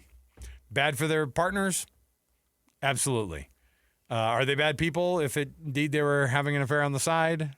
Absolutely. Did they deny it initially? Yes. Did the Athletic find a few more things and went, okay, no, we're going to ask you to resign? And she did. She finally resigned. Diana Rossini resigns from the Athletic. Mike Vrabel, the Patriots haven't said anything. He's not resigning? Yeah, I'm just saying that come on. We know what's going to happen with Mike Vrabel. No one's going to talk about it ever again. And if they do, they're going to get punched in the teeth. And that front office people are going to avert their eyes as soon as that dude walks into the office, right? Yeah. It's going to be awkward. Yes, it is. But the interesting thing about all this is that amidst all this, they're still kind of denying any kind of anything. If it happened during the season, would we be talking about it this much? Yes. You think so? Oh, yeah. Are you kidding me? Now, maybe it's because the midseason. It would be talked about more. Mike Vrabel's the head coach of the New England Patriots. You might be right, because they made it to the Super Bowl last year. If that's going on during the season? Yeah, you're right. Ugh. It would be like, hey, it's week 7. What are you doing over the weekends, coach? You're telling your players to be on the bus at 6:30 a.m. and to not miss this and that and the other. Look where you're at, bro. Yeah. The double standard's kind of funny because and Yahoo Sports put it perfectly. What'd they say? Right here, first line of this article by Neil Randy. Same photos, same resort, same hot tub. One of them lost a career, the other skipped the press conference. I know. Mike Vrabel's coming out clean on this. How is that possible? I will tell you, because I said it at the very front end of this show. Winning will cover up anything. If this was at Tennessee last year and they were 2-14, they were already going to fire him anyway. But maybe if it was midseason, they would have done it earlier and they would have gone, for cause. But winning to these entities is more important than anything. They will look past everything to be able to get that guy in the building again. And you're right. The double standard is wild.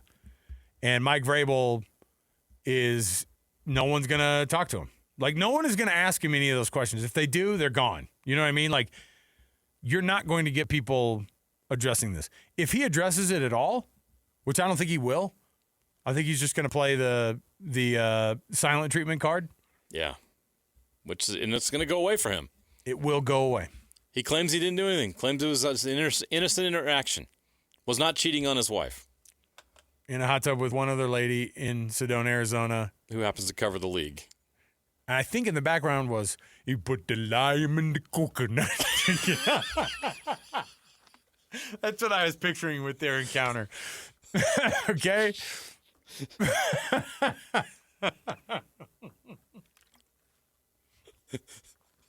I'm telling you, they had to have been jamming to something tropical. Well, I'm sure they were jamming to that song. Is that what you listen to when you're at a resort in Sedona cheating on your spouse? If you like pina colada. Like, I get all of it. Now that song makes sense because that song's actually about having an affair, but Is finding it out really? the person you're having the affair with is your spouse. You know that, right? I didn't know that. No. It's an ad. It's an ad in a want ad, and this is what they're looking for. And the other person answers the ad, and so they go to meet each other. Turns out it's the husband and wife. They were looking for each other the whole time, even though they weren't happy. And there's so much to that song. They cancel each other out. It's not just about pina coladas and getting caught in the rain. By the way, it's about not taking by the way, the person you love for granted. That relationship situation you just described is maybe the most toxic thing I've ever heard of. It is pretty awful. And you're like, can you imagine being so unhappy you put a want ad in the papers and talking about how you want to have pina coladas and getting caught in the rain? You're like, you're a weirdo. I want to get caught in the rain. Who says that? Oh, obviously his wife. Man, when I think of something fun, I want to get caught in the rain. I do get love out the of here, idea. you weirdo. They both show up. But and they no, go, that's what they both show up and they go. Hey, Anyway, I didn't know it was you. Did you pick up the kids from school today, or okay? All right. This is awkward. So there you go. Diana Rossini and Mike Vrabel. Probably not very good people. They were having pina coladas and got caught. And they got to figure it out. Yep. So there you go. What are we supposed to call Devon Achane now? Achane. Oh, no. Sorry. That's Caleb Etienne that we're supposed or Travis, yeah. Travis Achane. Got it mixed up. That's a BYU lineman. You get it mixed up. When you have the last names, you got it. Yeah, it tells you cover BYU. You get so Travis on the brain. Travis Etienne. Sorry. That was a sneeze. Did that was not his last name. NFL player's name. But Devon Achane, by the way, not available for a trade. People thought he might be on the trade block, might be available. The Dolphins are not going to try to win this year. The Dolphins GM says, we'll keep him.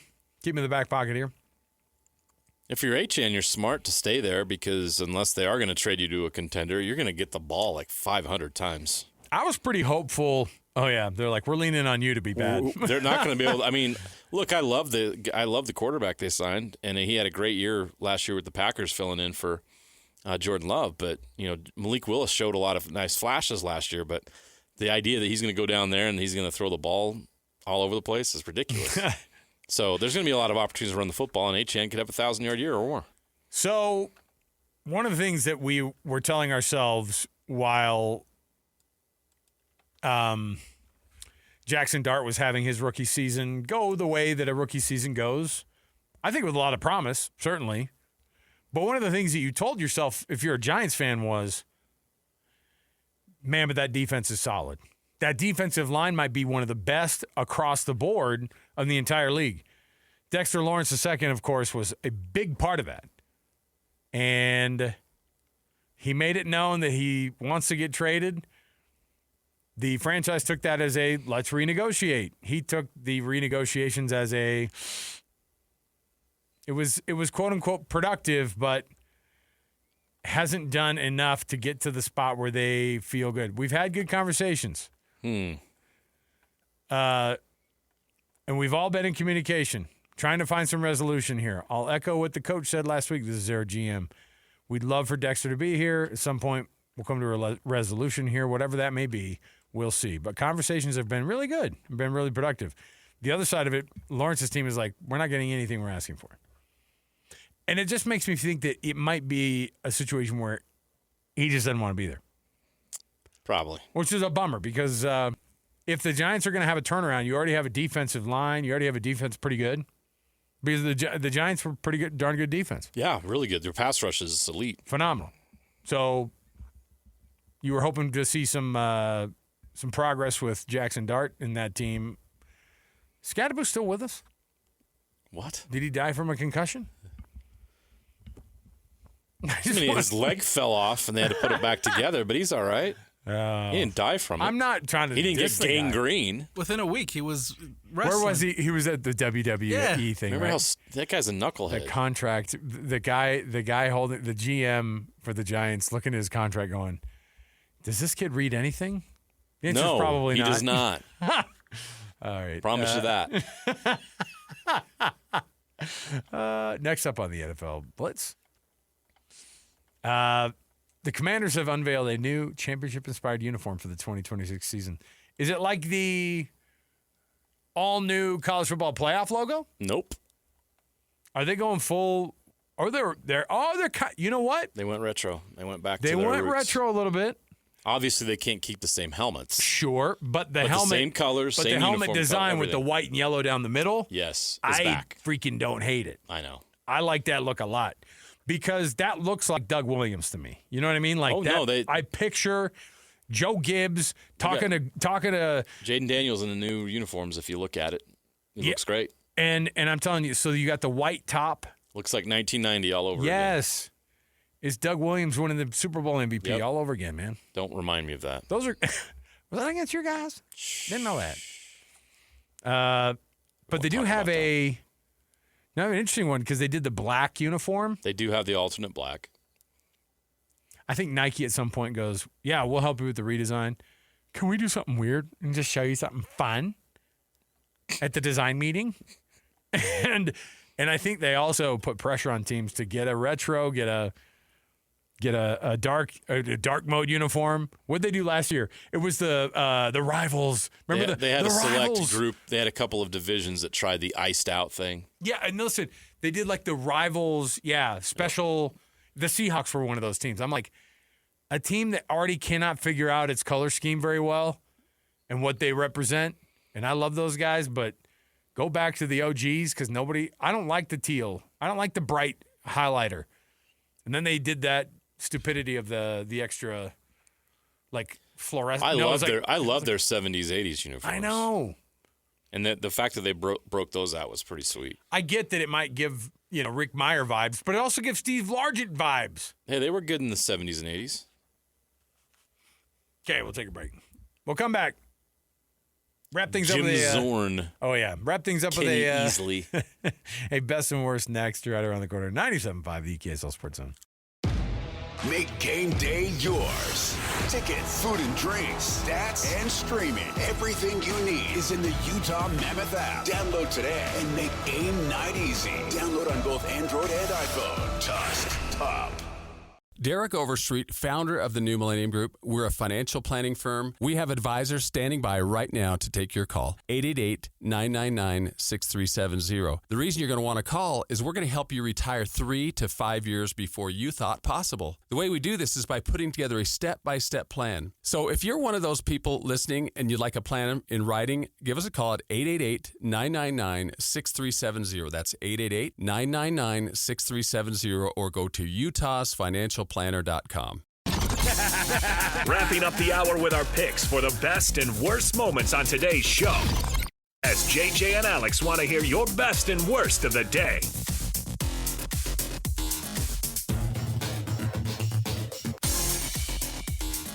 All right, welcome back, everybody. Thanks for being with us. Final segment of the hour. It's our best and worst.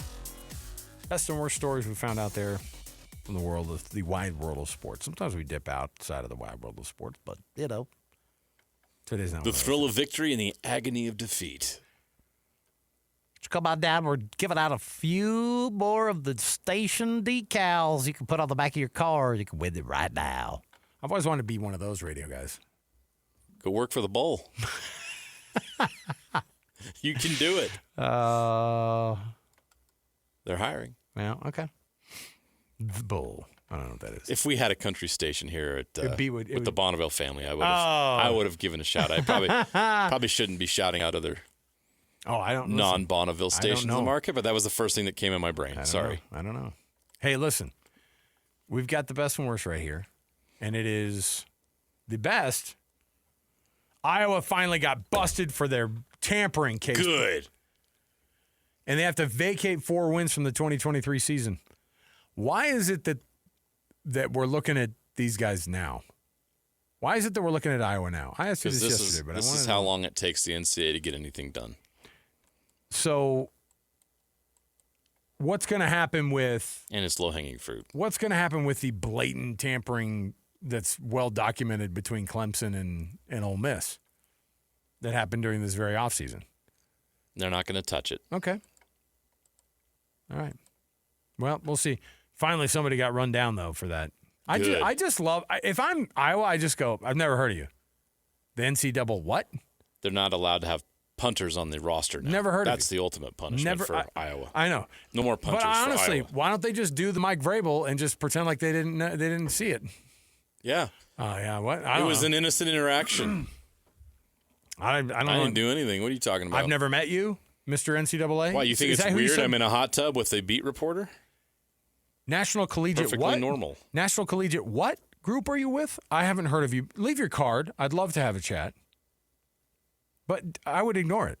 Ignore all of it. Who cares? No one's getting punished for any of this stuff. Well, do you think Michigan ignored all the crap that happened because they cheated during that national championship year? They didn't care about the whoopity-doo. You got your natty. Hey, guess what?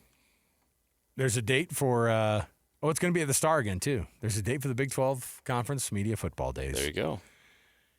They're changing things up quite a bit. We went last year. It's a good spot. Yeah, I like the Star. It's a miniaturized version of Cowboy Stadium. Would I rather go to Vegas? Yes. Miniaturized version of Cowboy Stadium, but with better Wi-Fi. Yeah. So it's good. Yes. Oh, look at this. So you'll have the 2 different days, which I always love that they do. And there's 16 teams. There are 16 teams. But yeah, and they always put BYU and Utah on different days. Good. So you can focus, all right? So July 7th, July 8th down in Frisco. All right.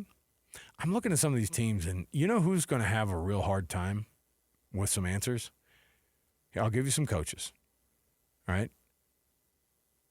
First of all, you're excited that Colin Klein's going to be there if you're Kansas State, right? Yeah. But Lance Leipold needs to pull up his pants and get ready to answer some questions. Yeah.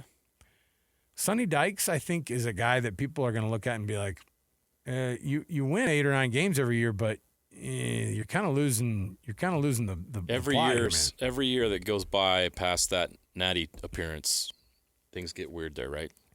Brett Brennan last year, we were like, ooh, it's going to be kind of awkward. He bounced back. You know what I love about him last year? He's awesome. You and I sat down with him, and he owned everything. Absolutely. He took it. He took the pressure off his quarterback. It was my fault. I messed up. I'm going to fix it, and he did. And you know, I was going to say, you know what happened? Noah Fifita had the best season that he's had since being there, and they finished ahead of Arizona State in the standings. So you've got new coaches, of course, which I'm looking forward to being able to see what. Which new coach will have the most success in year one? Not Coach Rogers at Iowa State. Probably not. It's got to be Morgan Scalley, right? For 100%. Wins and losses, if we're just talking wins and losses? No question. I do love that Rich Rod is going into year 2 with the Mountaineers. God bless West Virginia. Isn't that what he said after they beat Pittsburgh this year? It's not going to end well. I can't. There's no way. I just don't think it's going to end well. I like the Colin Klein deal. I like the Morgan Scalley deal. I think Coach Rogers is up against it, though, at Iowa State. Yeah, Klein would be my second guess after Morgan. Yes or no that Prime will be there at the media days in person? No. Okay. He did make it last year, give him credit. But he didn't do much. Who is going to be the most awkward coach to talk to? I'm going to say he's not awkward, but I will say that a guy that everybody's looking at going, you kind of fell off. I think Kenny Dillingham has a lot of questions to answer. That's tough. I think Dave Aranda, people are looking at him going, we still don't know actually how you still have your job. Right. So, yeah. Where's Baylor going? Doesn't feel good to me. Yeah, nowhere fast. They had a great quarterback last year and still couldn't win. Scott Frost is still at UCF going into year 2. And then what's the coach's name at Oklahoma State now? The Morris guy from he came from North Texas. Yep. Yeah. So that'll be interesting. Bring his quarterback. Lots of new coaches in the league, so there you go. The worst. This didn't happen at my house, by the way. Did you guys have the hiccup on the... Oh, 100%. You did? Yeah. It was not. It was at everybody's house. It was... You know what? It was on the broadcast. You in know what? overtime. We watched it delayed at my house. Maybe that was why? Because I don't remember an interruption during overtime. Oh, it was. I was like, wow, because I obviously work in the industry and the business, and you laughed your head biggest off. nightmare is going black. It's like radio. It's silent. Oh, radio silent. Like you want to die. There's nothing worse than Apple's sitting there right now on that chair. It's like, you guys should keep talking, because if it's a half if second, we have dead air, die. we are screwed. We are done. Yeah. So in TV, you go to black. There's nothing more nerve-wracking in the industry than going black, and it happened in their first prime video NBA broadcast in overtime. Mike, get off the cord. You're standing on it. Oh, my gosh. All right. Oh, I can't imagine what it was like in the truck last night for them. Oh, my gosh. Prime's all, you had to get a truck for this? Oh, it's 2026. I thought we could just use our phone. I just had my Wi-Fi on my wife's T-Mobile. Worked pretty good. All right. We'll take a break. We'll be back. I'm on the family plan. Next hour. Stay with us. 97.5 The KSL Sports Zone. Make game day yours.